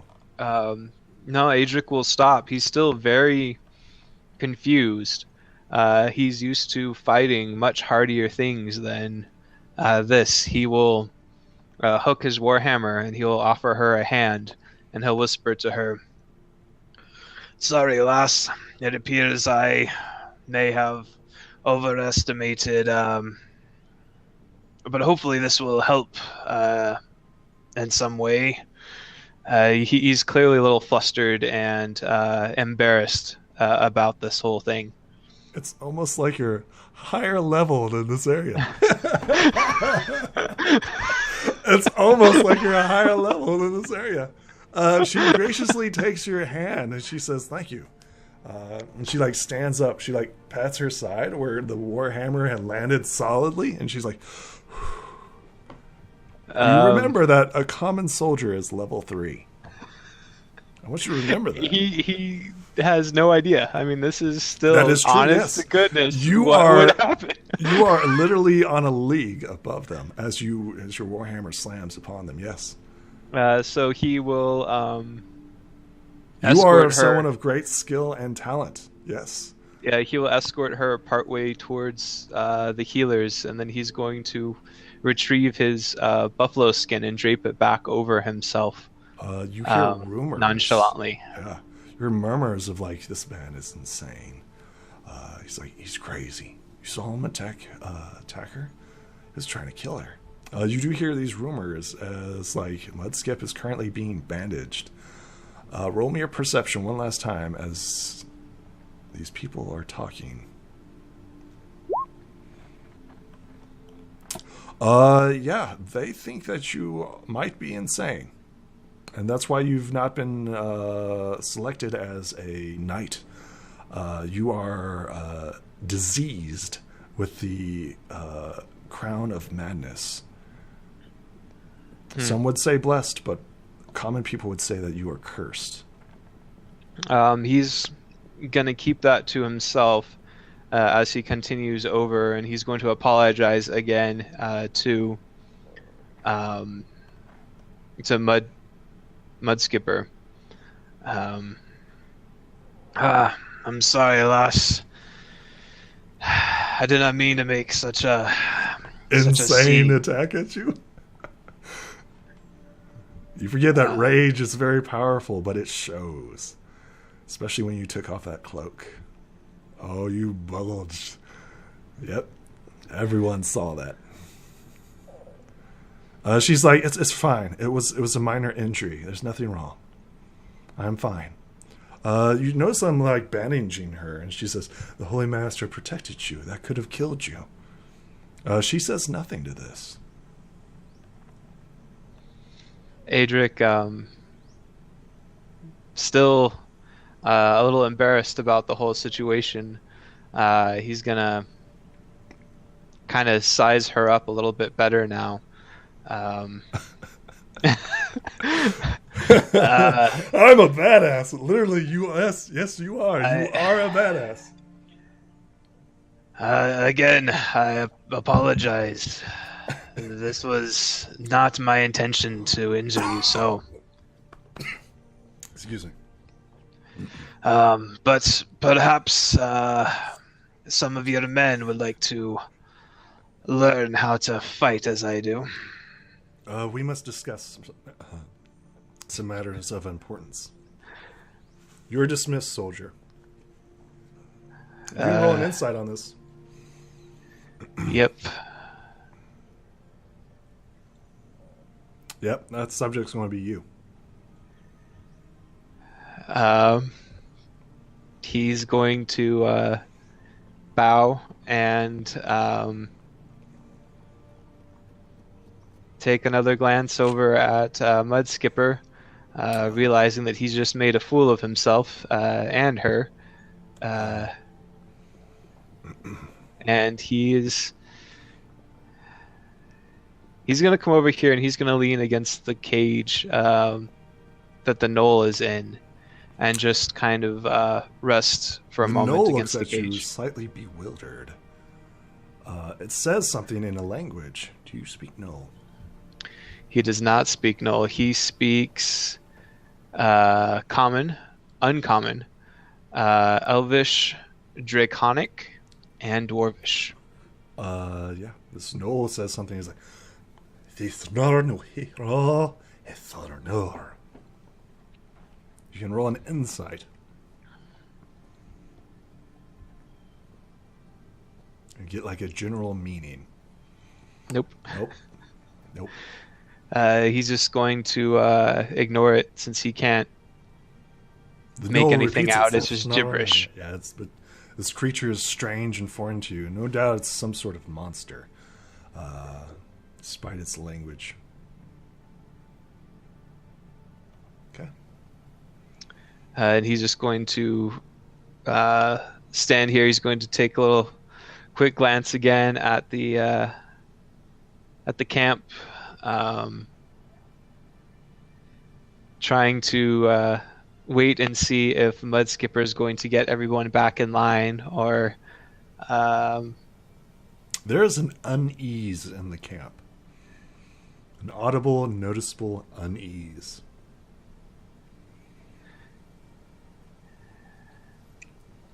Antonio, the guy that's he approaches you. He says, "You were holding back earlier."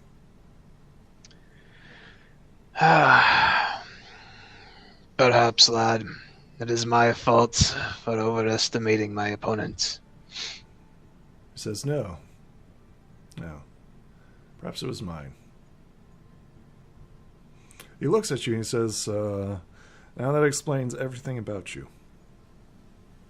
Your wild appearance and everything. You're clearly possessed by some fiend."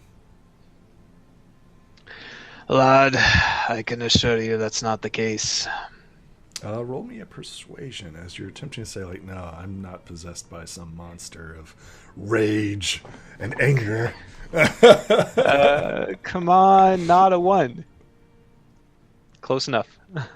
At least it's not rage. He's like, "We'll see what the canonist has to say about you." He frowns as he's like staring at you, trying to figure out what to do. He knows that he can't overpower you, right? You are clearly the powerhouse here. However, you do have strength, but you are sorely outnumbered.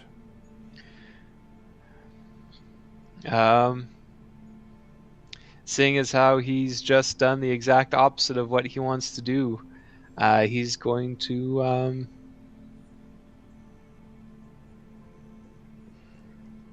go back to trying to be as unassuming and unthreatening as he can. I mean, I'm going to rip off my shirt, go into a flying rage, and almost kill an NPC. You're lucky that you missed. You are extremely powerful here. I don't think you realize that. He had no idea. Really Yep. didn't. So this is all natural, folks. It's all This is perfectly exactly natural. what would happen. Yep. He would kind of whisper under his breath, Oh, I assure you have nothing to worry about me. Your men seem to have forgotten their duties. You might want to reassign them, as he says quietly, to try and get them back on watch, as he notices that now Well, would be a they're good time for watching, someone to attack. just not outside. They're Right. currently watching on the inside, yes. Right. You are currently the threat of the current situation. He's going to sigh, just stroke his beard as he waits.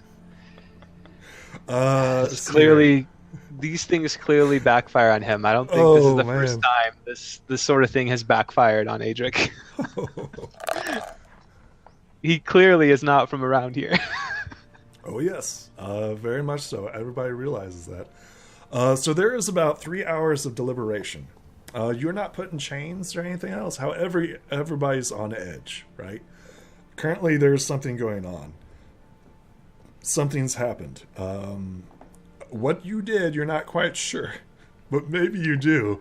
I mean, he's still a little confused about the whole thing. I mean, she said some yes. words in common and made some signs. Yep. I mean, he felt like maybe he was a little drowsy, but he thought the stuff from the Archdruid was stronger than that, and he was fine from that. Oh, the Archdruid was, yeah. You were fine about the poison. He's just a little confused and embarrassed that he revealed so much about him, that he overestimated his surroundings and his environment so much. So everyone is terrified of you currently, right? Except for one person. This person in robes and regalia comes and steps forward. And it says, "You are known as Adrik." He kind of straightens up a little bit, and he bows to her. Why are you here, Adrik? You are no common soldier of the Inquisition. You seem to be teeming with madness and insanity.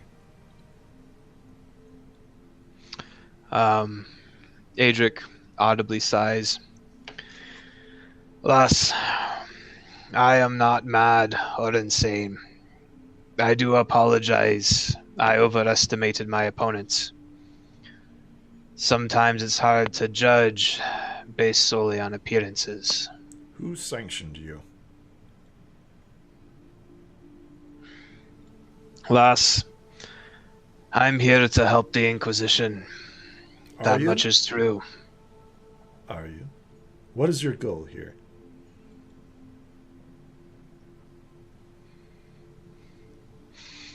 To gain the favor and good graces of the Inquisition. For what purpose?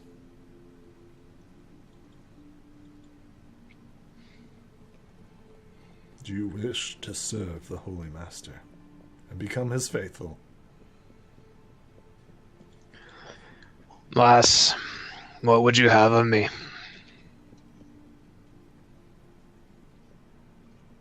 I would know the truth.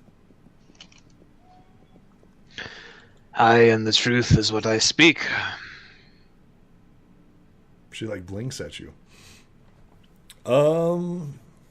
Interesting.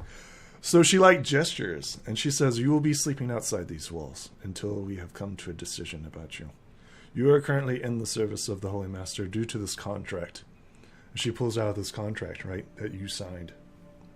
And she has confirmed your name and that your name is on this and that is what you go by. She says, you will destroy the enemies of the Inquisition until all are slain. You have been gifted with the Holy Master's task. Alas, as I was explaining to the other two, I am but one man, not capable of such a feat. Perhaps with others, like was suggested, I might be able to. Not with these men. Your insanity will drive others mad.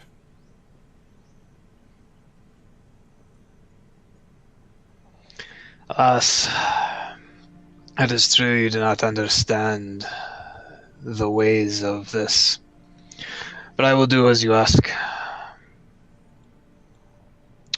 I will stay outside for the moment. You have no choice. She gestures for Antonio to take you out the entrance. Antonio, kind of shakily, he's like, oh, you want me to do this? He shakily kind of walks up to you and he takes your arm. Do you accept his? He will. He begins leading you out of the fort. He's going to whisper to Antonio. Lad, where were these raids coming from? Which direction? Antonio's you pass by a body, right? A human body. Bloated and disgusting looking. He turns and looks at you and he says, if you seek redemption, madman, I suggest going to fight the gnolls. We're not your enemy. As a fellow human, I hope you understand that. He's clearly shaken and nervous about you. His eyes are wide, knowing what you are fully capable of. And maybe not fully knowing what you're capable of.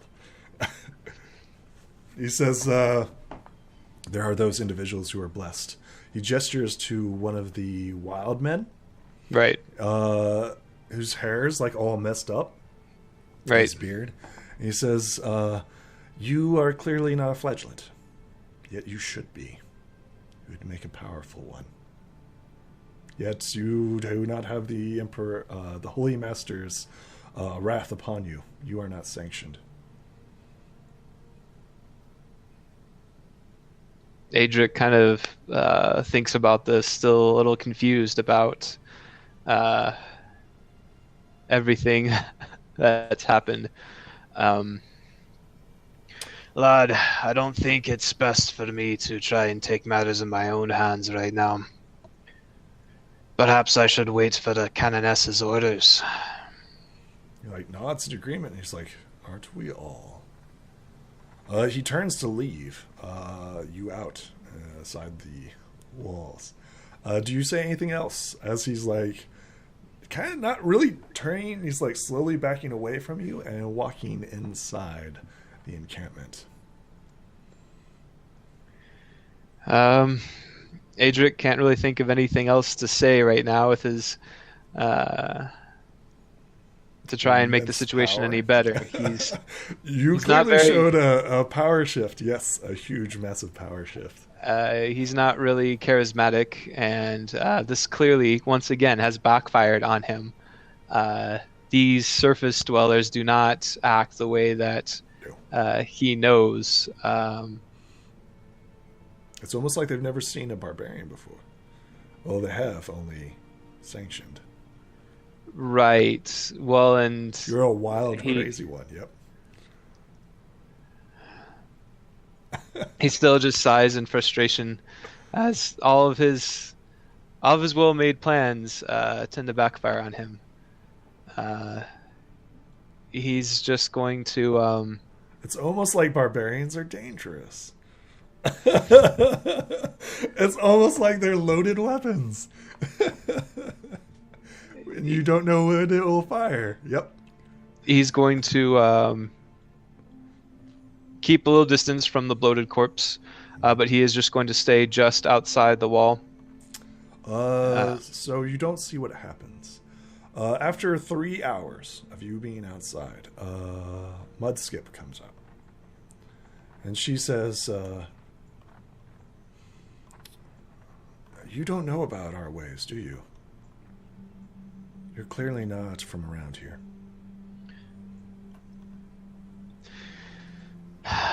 He sighs. What gave it away, lass? As he smirks. Everything. She says, I am a state-sanctioned spellcaster. I may cast spells while I am here, but I must do it within the Holy Master's name. It is to keep the faith. Adrik still scratches his head at this, really confused at this completely foreign ideology. Yeah, this is weird. This is really strange. Like, last time you met humans, they were nothing like this, right? They weren't so soft and meek, and they didn't care if you raged or killed people, right? That's a lot different way back when. Mudskip explains to you, she's like, spellcasters are generally outlawed and illegal. However, I found a way through this. She says, if you are willing to work for the Inquisition, the canoness is suggesting that you would be lobotomized, and thus given the wrath of the Holy Master.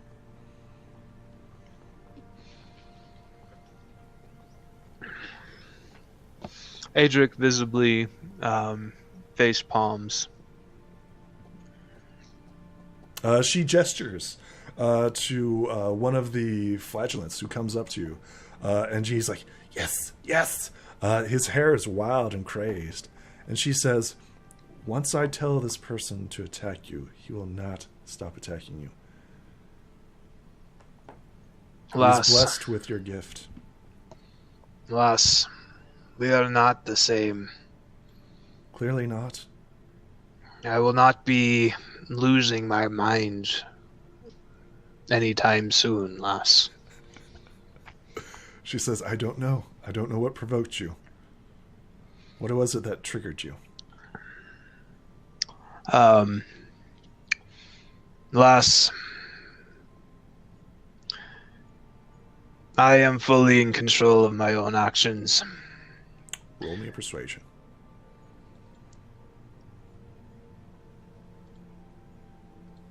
Probably low. Nope. So you don't convince her. You're like, I'm in control, man. I've got this under control. I know what I'm doing. You gotta believe me, man. Right? And she just like shakes her head like this, and she says, Adrik, you are powerful, but there is consequences for that. Adrik continues to sigh, not very frustrated at the situation that such a small thing would completely ruin his chances at what he perceives right now as his chances at recovering Gia's tear for his people. It seems like you've, in your moment of rage and anger, it might have cost you everything.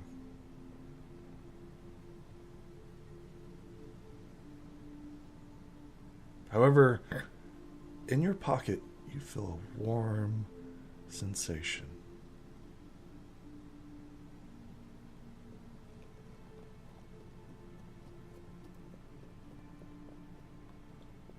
Mudskip says, I wish you good luck, Adrik. I hope you find whatever you seek. She says, the Canonis has deemed you unsanctioned and therefore dangerous.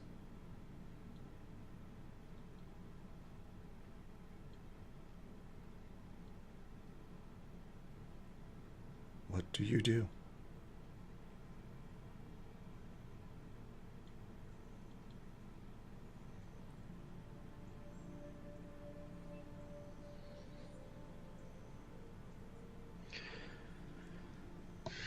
I don't suppose taking care of your Knoll problem would do anything about this. She might reconsider. I'm getting too old for this, lass. Very well, then. As she looks at you as if you're going off to march off to your death. Perhaps you always were. Adrik is going to sigh as he pulls out his map. All right, lass. Which way were they again? 2 days to the west. If you are sane of mind, you will not go there.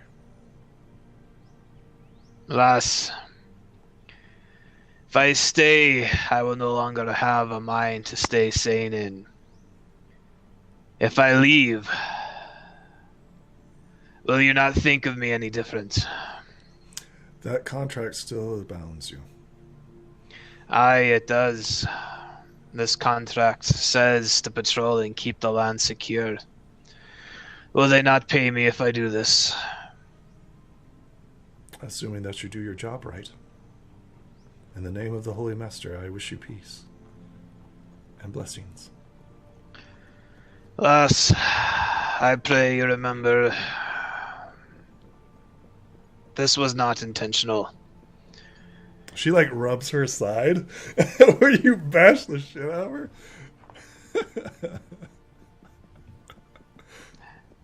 her. He, again, clearly looks embarrassed about the whole situation. And he sighs and starts to wander the Golden Plains once more. Oh my goodness gracious. How do you do this, man? You take some real talent to I'm going to kill her. I'm like, dude, that's murderizing. It's like, no, it's just going to hit her. Yeah, it's murderizing her. It's like, I rage. Oh. It's supposed to be a friendly duel and you raged.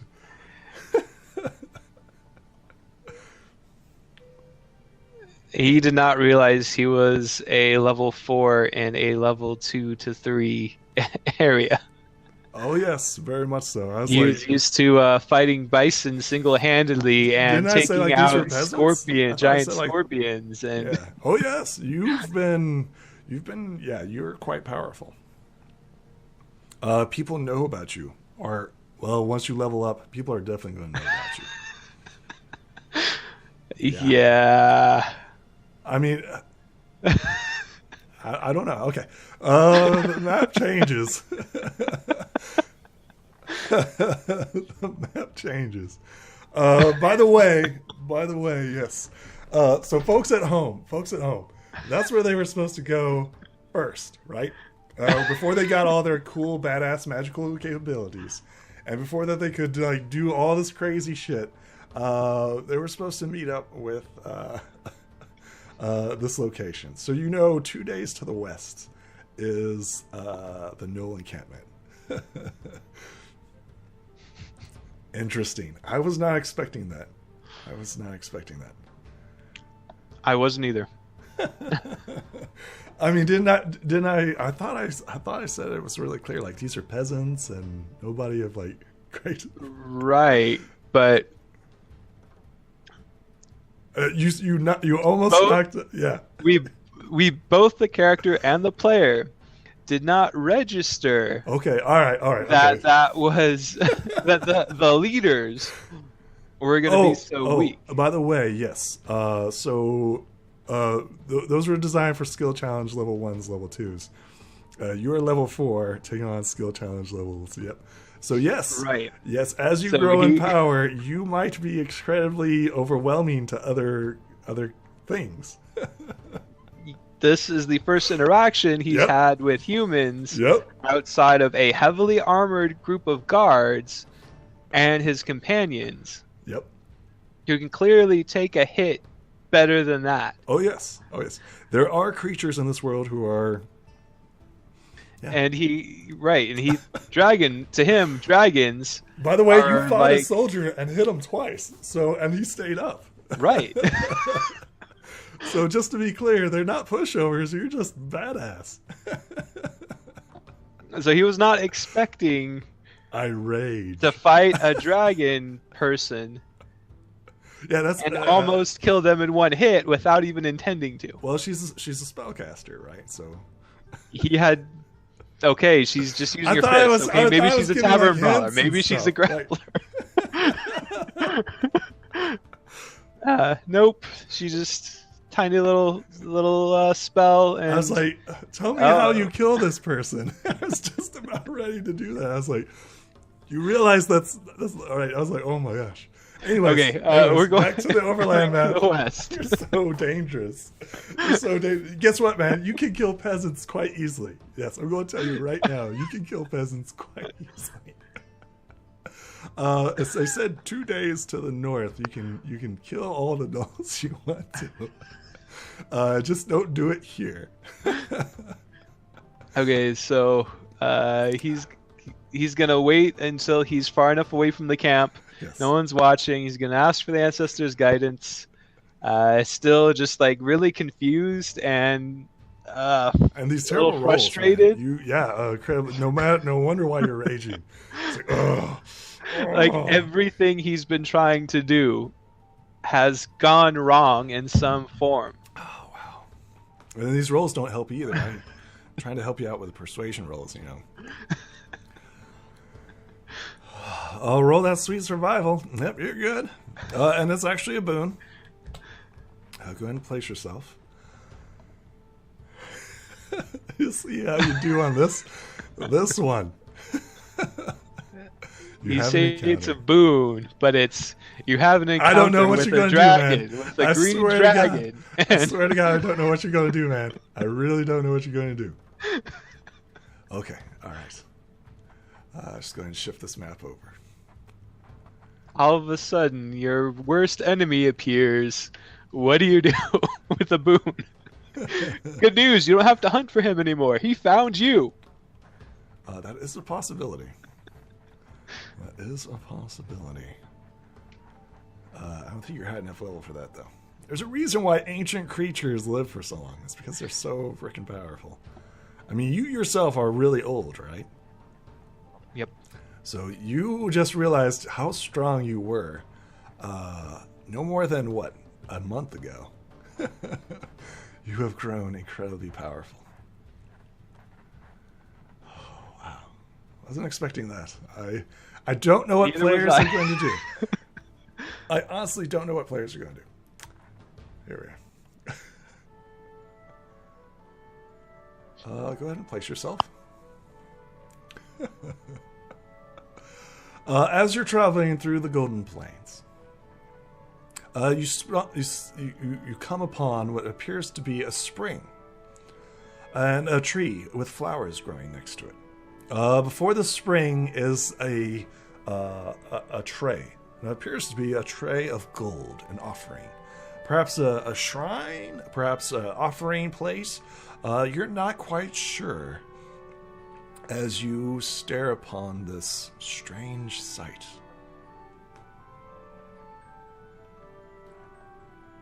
It's quite peaceful and lovely here. Very much spring. Despite the rain, it has a warm sensation to it as you approach.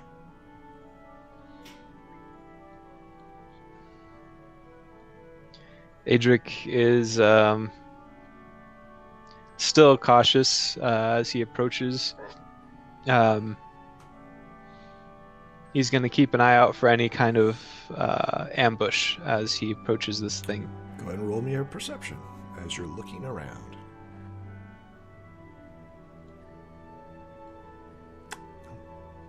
It seems like somebody left this offering plate out to nature, weather, perhaps this pool, shrine. You do not currently see anything.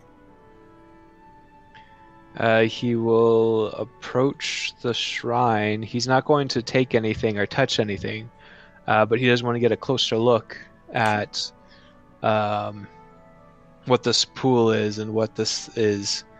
He has seen already pools come to life, so he's thinking that this might be a similar situation. Before you stands approximately 120 gold pieces. On this platter, just sitting out in the open. Behind it is a pool of what appears to be a spring, a bubbling spring. Next to it is this tree. And on this platter, or this shrine, or go ahead and roll me a knowledge religion as you're like staring at this.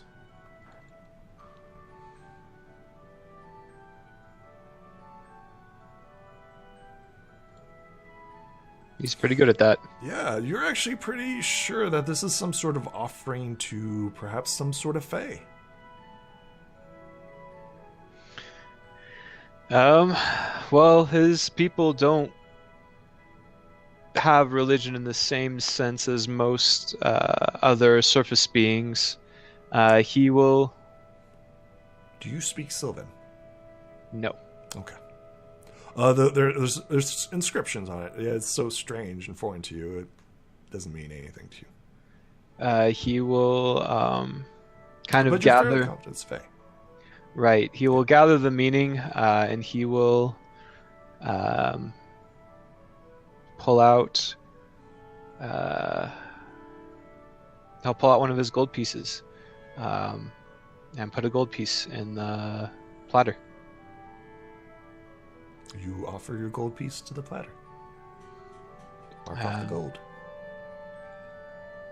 And then he will start to continue on with his travels. Okay.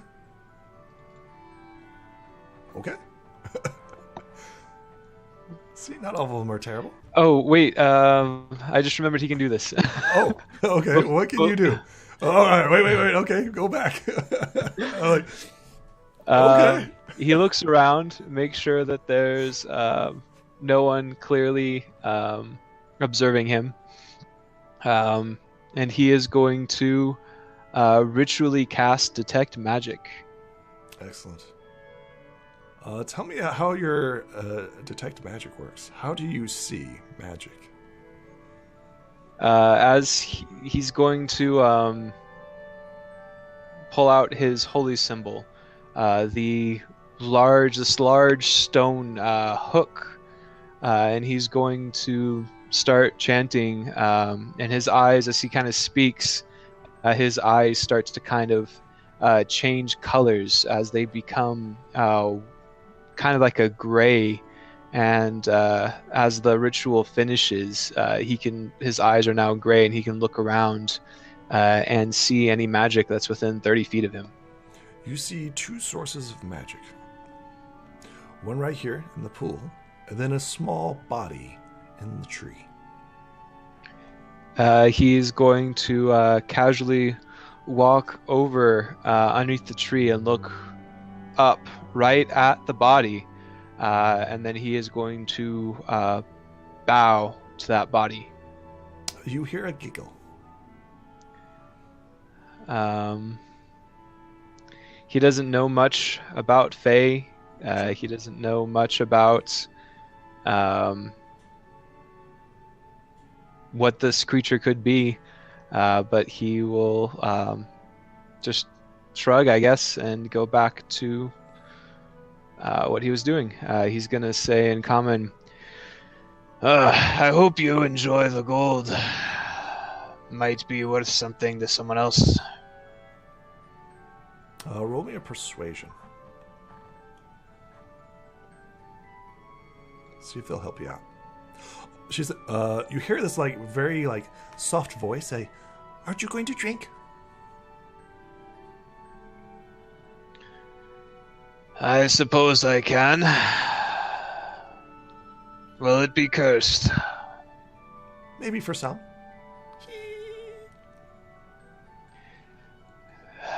he's going to sigh, and he's going to remember that he is more resilient than most dwarves. He's going to cross his fingers and drink from the well. As you drink, you notice like your body feels much healthier. Had you had any injuries upon you, you feel like this pool might have healed him. He will take a deep breath. Thank you. It's not as good as a dwarven ale, but good enough. He nods and thanks to the body.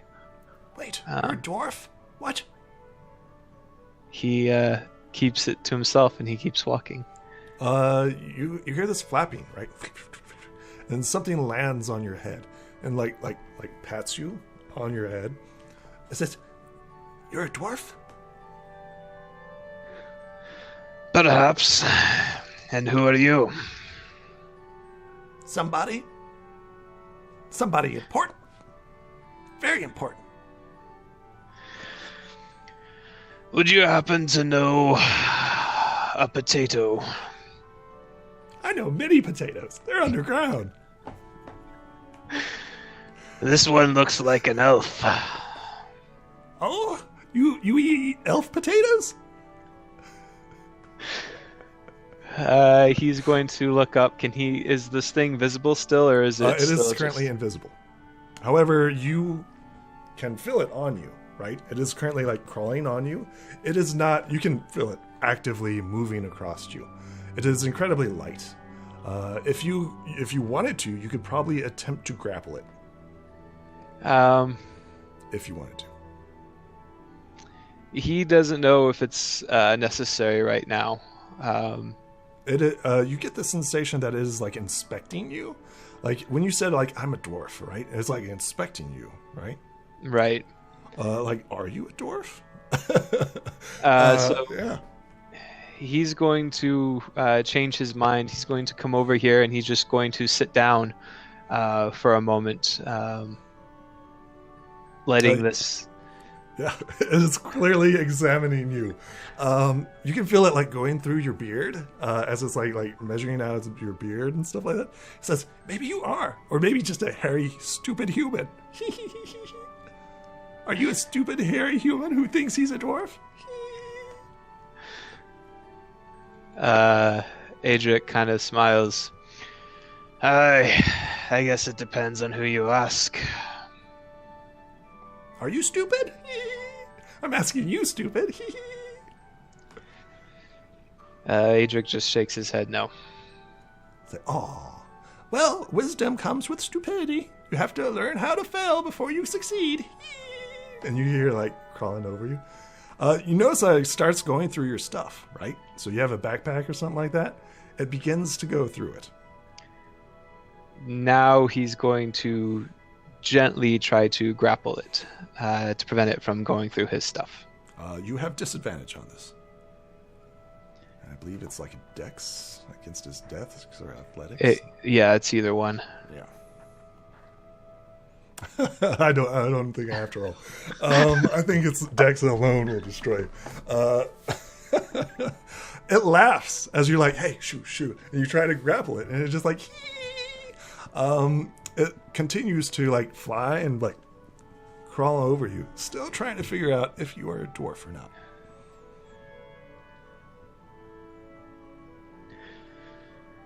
Oh, so tell me, if you're someone important, what importance do you have to me? Very important. I look over this pool. What do you do, dwarf? I look over my stuff and my people. Perhaps it is too complicated for Faye. You hear this giggle. It's like, I haven't seen a dwarf in a long time. You've gotten fatter. And how long is a long time? I think our measurements are a bit different. Oh, I haven't seen a dwarf in a long time. Any idea how many human years? I don't know human years. Human years are stupid. I go by seasons. Adrik nods. Aye, and how many seasons? I'd have to calculate that. It doesn't say that. 2,000 seasons. Approximately 2,000 seasons since I last saw a dwarf. Aye, then perhaps you've been along as long as I have. Oh, I've been here forever. Like gestures to like this old tree. Well, you can't see, but you like feel it's like turn your head. Like it's just like I've been here forever.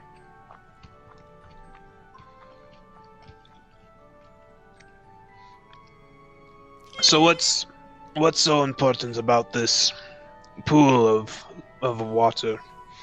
Oh, long time ago, the white flame blessed this place and granted it an ability to heal. And ever since, I, the important person that I am, have guarded it. I am very important. The white flame, you say? Indeed. Yes, you know what that is. I've heard of it. Ooh. I may or may not have seen it. Maybe you're not as dumb as most humans. Maybe I'm not most humans. Maybe you're a stinky potato.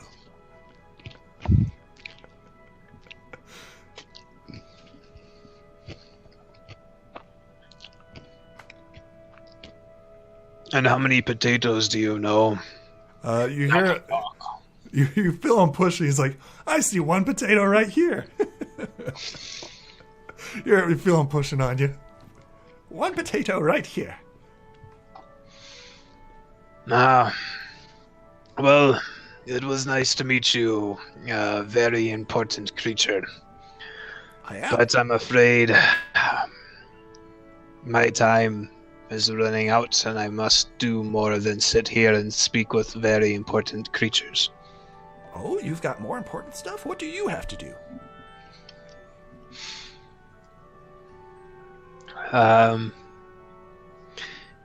He would like to roll insight, trying to judge this creature's intentions by its words, trying to see if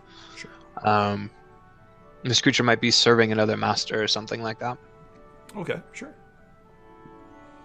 Your insight, despite not being able to see it, you do sense like it's a spirit, right? And spirits of the Fae generally are like creatures of nature. So of what they serve nature itself. So this pool of water and spring is usually connected to the Fae itself. So this area, right, is what it serves.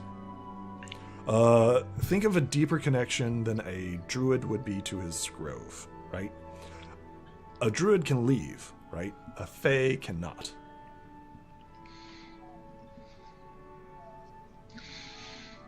However, this is where they're most powerful. Their connection to nature is very, very powerful. I seek what once belonged to my people, but has been lost to the human potatoes.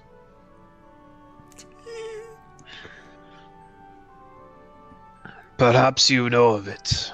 We call it Gia's Tear. Gia? Yeah, I know her. Way back when. How's she doing? I wouldn't know. I haven't been in communication with her lately, as he chuckles.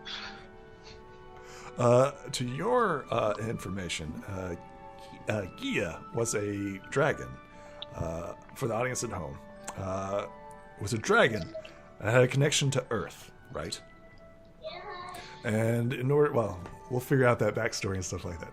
So this creature claims to have known Gia. I have a question for you. I was told this may or may not be part of Gia. He pulls out his holy symbol. Does this look familiar to you? So you feel like this little creature is like, oh, what is this? You feel it like climbing over it, right? It's still invisible. It says, what is this? It's been marked up. What is this? It will roll and attempt to identify all the things that you've done to it. I haven't done anything to it. Maybe not you.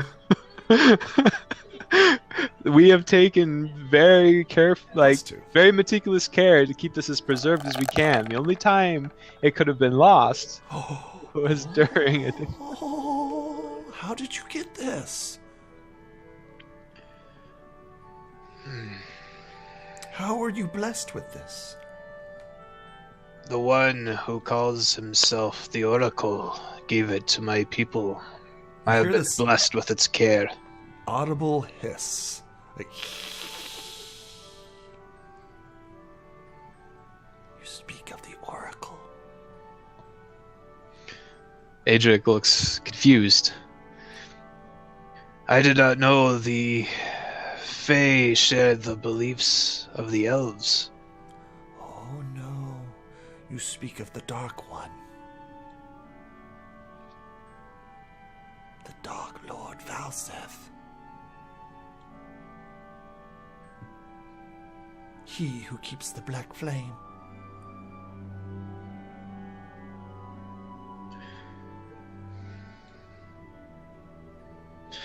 And what of this Valseth? What is he to the Fae? Roll me a persuasion as you feel like this kind of like creeping sensation of it like being much more leery and a lot less friendly. So it flies off of you, right? But it answers your question. He's like, what do you want to know, stranger?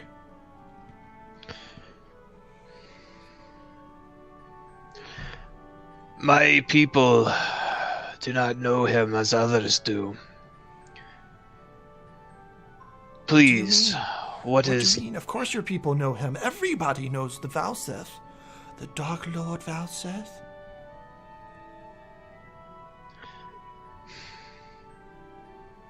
He is not a Dark Lord to us. Perhaps he was hiding his ways. He's the betrayer. The betrayer. The betrayer. The betrayer of whom? You don't know? Of As I... world, of the white flame. Of the red flame. Of everything. He betrayed everything. He did the unspeakable thing. Then I suppose you will speak of it. You notice like this, like the rain starts to like creep in on this like really a beautiful place, right? As like memories of past events begin to cloud this creature's mind. Its mood, the rain becomes Right. musty and dark. Forgive me.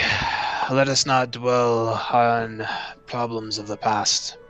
What do you know of this? You're the one that's asking questions, man. You got the whole world to ask questions. You're like, hey, man, tell me about the Dark Lord. For those of you who don't know, to his people, Viliseth is not known as the Dark Lord. Yeah. He has a completely different persona to the dwarves than he does to the rest of the world. Tell me of this relic. I know it is special, but I know not whether it is true or not. Oh, yeah, you probably got Kia's fingernail shavings.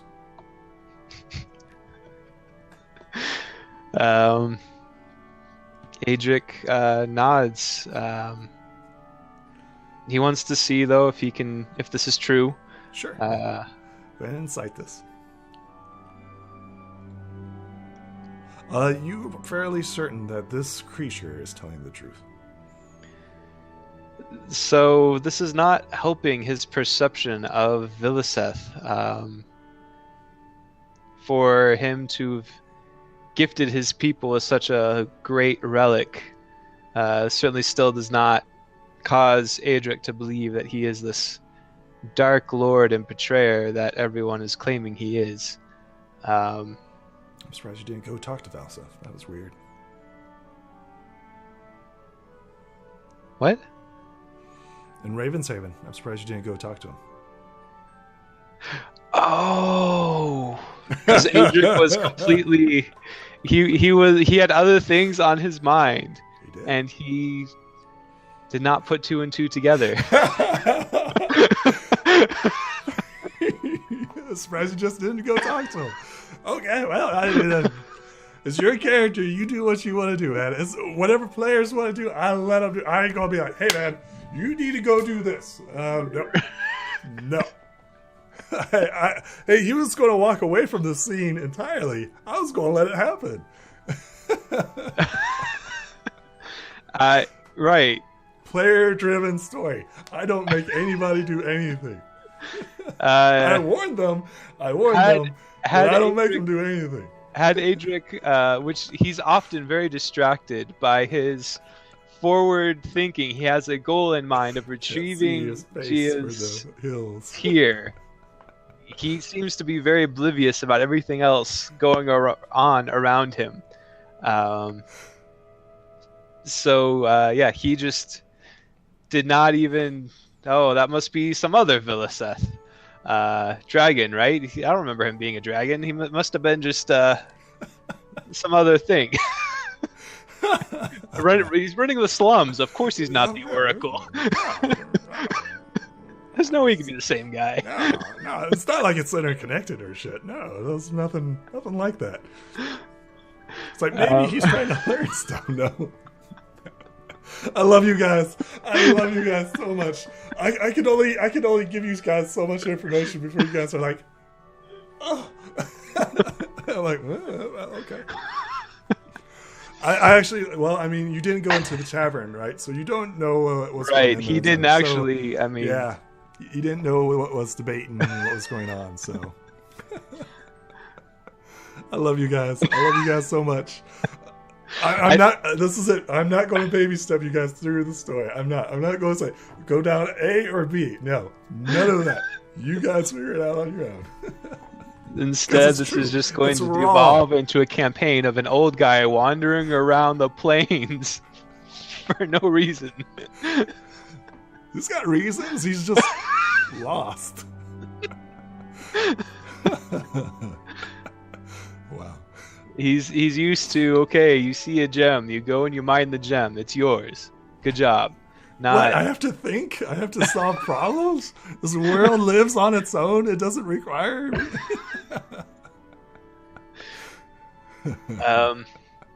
Yeah. So Adrik still.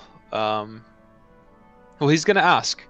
He knows that Spud had a connection to the Earth, and he's going to ask if this Fae happens to know where Gia's tear is. He's searching for it. He believes that the Inquisition has it. Sure, go ahead and roll. I mean, it's persuasion, right? You're trying to pump him for information. So... the Fae's like, I don't know.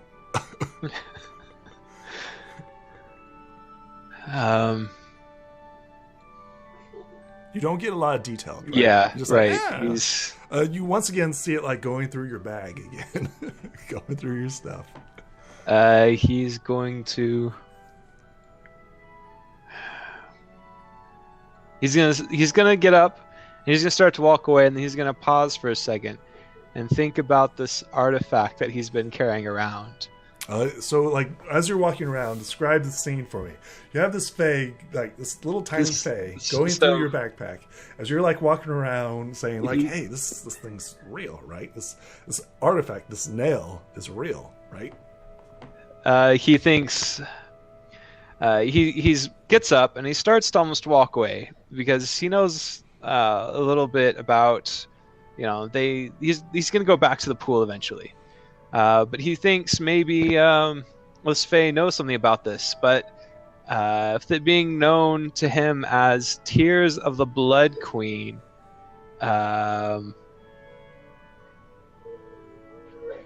this Fae may not be so forthcoming or appreciative of any mention of the Blood Queen since it was not... happy with the mention of Villiseth.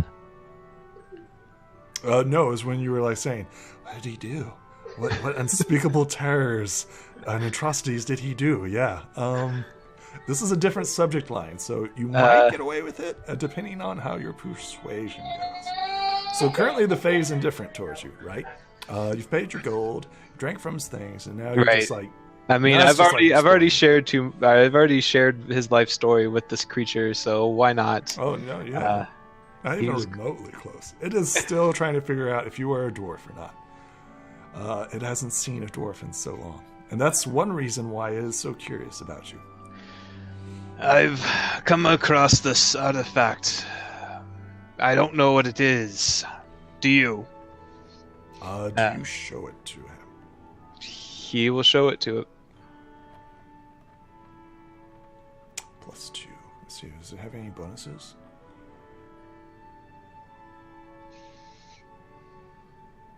No, no bonuses. Okay, it's just honest +2. It's a rock! Yay! It's a shiny rock! He just sighs and nods his head and puts it back in. Can I have it? Can I have the shiny rock? No, I'm afraid this is mine. Aww. You hear this audible disappointing, like, "Oh." Perhaps I will come back and visit. Do you bring me a rock? Will you bring me a shiny rock? If I find one, perhaps. What do I call you besides very important creature in the middle of nowhere? I don't know you, stranger, and names hold great power over Fae. You may call me important creature. All right, if you wish, important creature. Religion, right. Roll me knowledge, religion. Yeah, so especially of creatures not of this world, names are incredibly powerful. And you're literally asking for its name. Right. Right. All right, very important creature. You can call me Adrik. Hello, Adrik. Enjoy your pool. The potato? The potato. As he gets up and walks away. Goodbye, Adrik. Don't forget my shiny rock. You promised. Aye, if I can find you again, very important creature. Yeah. You wandered off knowing that you found a place of great power and of importance, a place of healing and purity. The rain continues to drizzle down upon you as you make your way. He is going to continue to travel towards the Knoll encampment. Excellent. Um, Go ahead and place yourself. Still sighing and begrudgingly going about this, hoping he hasn't gotten himself in over his head once more. Fine. Hoping that he will overestimate the Knoll's capabilities like he had at encampment. Okay. Place yourself. Yep. And yep. And another day passes by. This way? Yeah. I'll have to look. I'm as blind as you are. So to the south, right? Okay. Yeah, to the south, in the distance, you hear drums. You can roll me an insight to indicate what type of drums these are.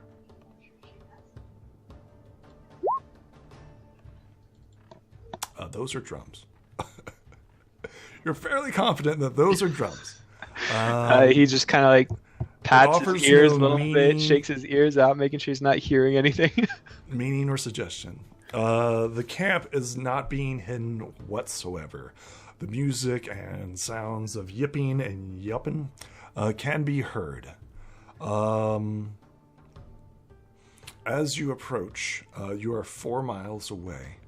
What do you do?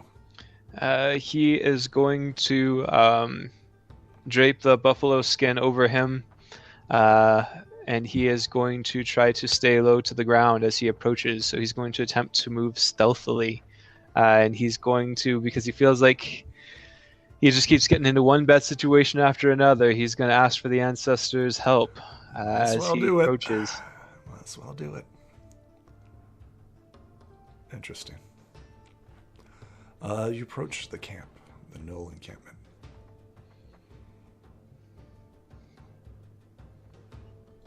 I have to see something real quick. I don't know how things keep getting so bad, and Adrik's still fine. I mean, you're quite powerful, right? You're a warrior class, not a stealth class, right? Right there. Okay. So we'll move you over. Move you over. There you go. In the distance, you see what appears to be teepees and encampment of sorts. There is no fortifications in regards to human or traditional sense. In the distance, you see a gathering of several Knoll tribes. Unlike the humans, these creatures seem to be organizing. And go ahead and place yourself right here. A force of great power is advancing. As you are creeping up, nobody's paying any attention to you.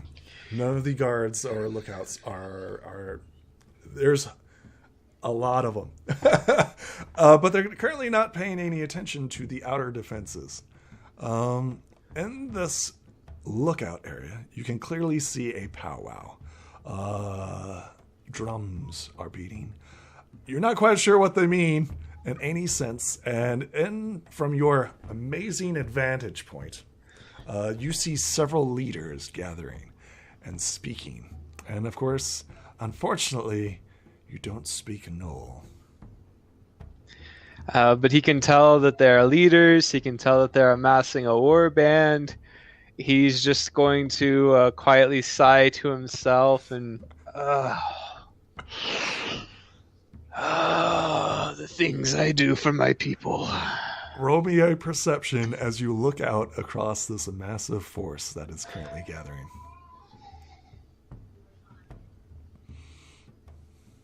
Excellent. Well done. You see an elemental walking among them. At first, you don't see it because it blends in with the area. It's like, and then it starts moving, right? And you're like, holy crap. It is currently following someone. It is following a female shaman who, I'll make it larger,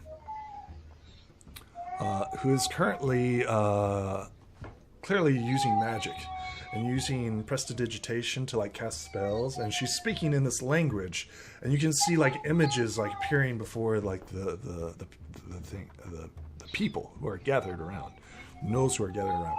And she's like making proclamations. And go ahead and roll me an insight as you try to decipher all this meaning.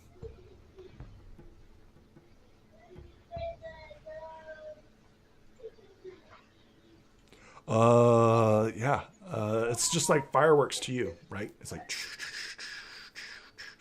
your angle is off, right? So whatever they are looking at or seeing is not what you can see. Her display, right? Her display is being shown off. And you see this armored gnoll. Mind you, this is an armored gnoll. Approach her. And in a language, he's like, Go ahead and roll me an insight as you're watching this. come on, low rolls. He's just going to be incredibly confused about all this. Not sure what's going on. Let's see what you got. Awesome. Apparently, I'm used to seeing leaders talk or soldiers talk. Yes. So you're pretty confident. You're very confident that this is a war chief of some sort. Compared to the other one, who's like a spellcaster and was like doing like the displays of magic and stuff like that, this warrior, right, is clearly demanding like war, fight, war, fight, right? Roll me another perception as you see this dark, creeping figure approach the gathered leaders. Okay. This dark figure approaches. It's just a dark figure. You're not sure. It looks like a gnoll. To you, it's clearly a gnoll. He is dressed in this cloak, and he like speaks in hushed tones. Unlike the war commander, right? The war guy is obvious, blatant, like war, fight, and the other one just showering display. This one like approaches and is like very, very calm, cool, collective. You notice like nobody is following this cloaked figure, and actually give him a great deal of space as he approaches the leaders. Your insight, go ahead, roll me an insight.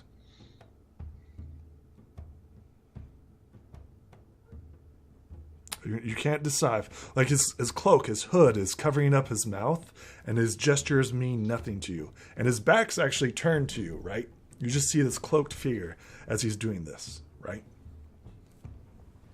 As this is going on, and you're observing this, what do you do?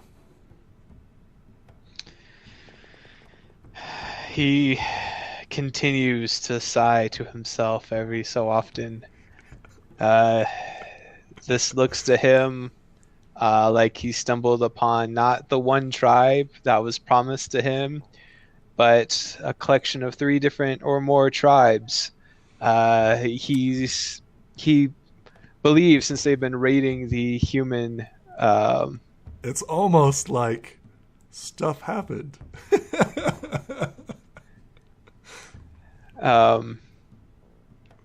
He thinks that they're about to attack the fort.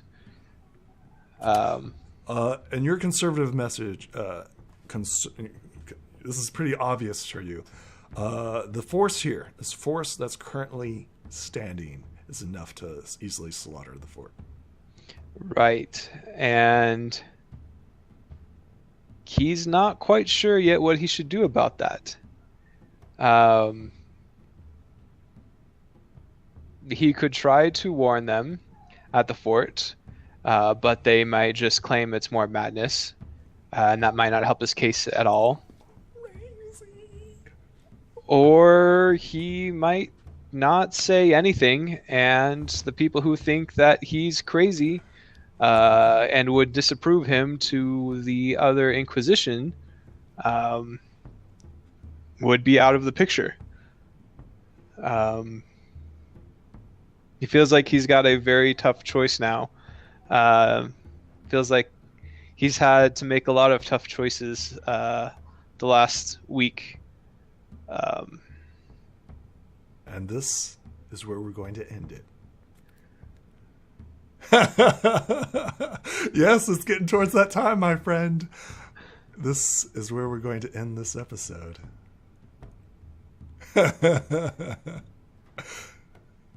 Yeah. Say goodbye to the folks at home. Bye.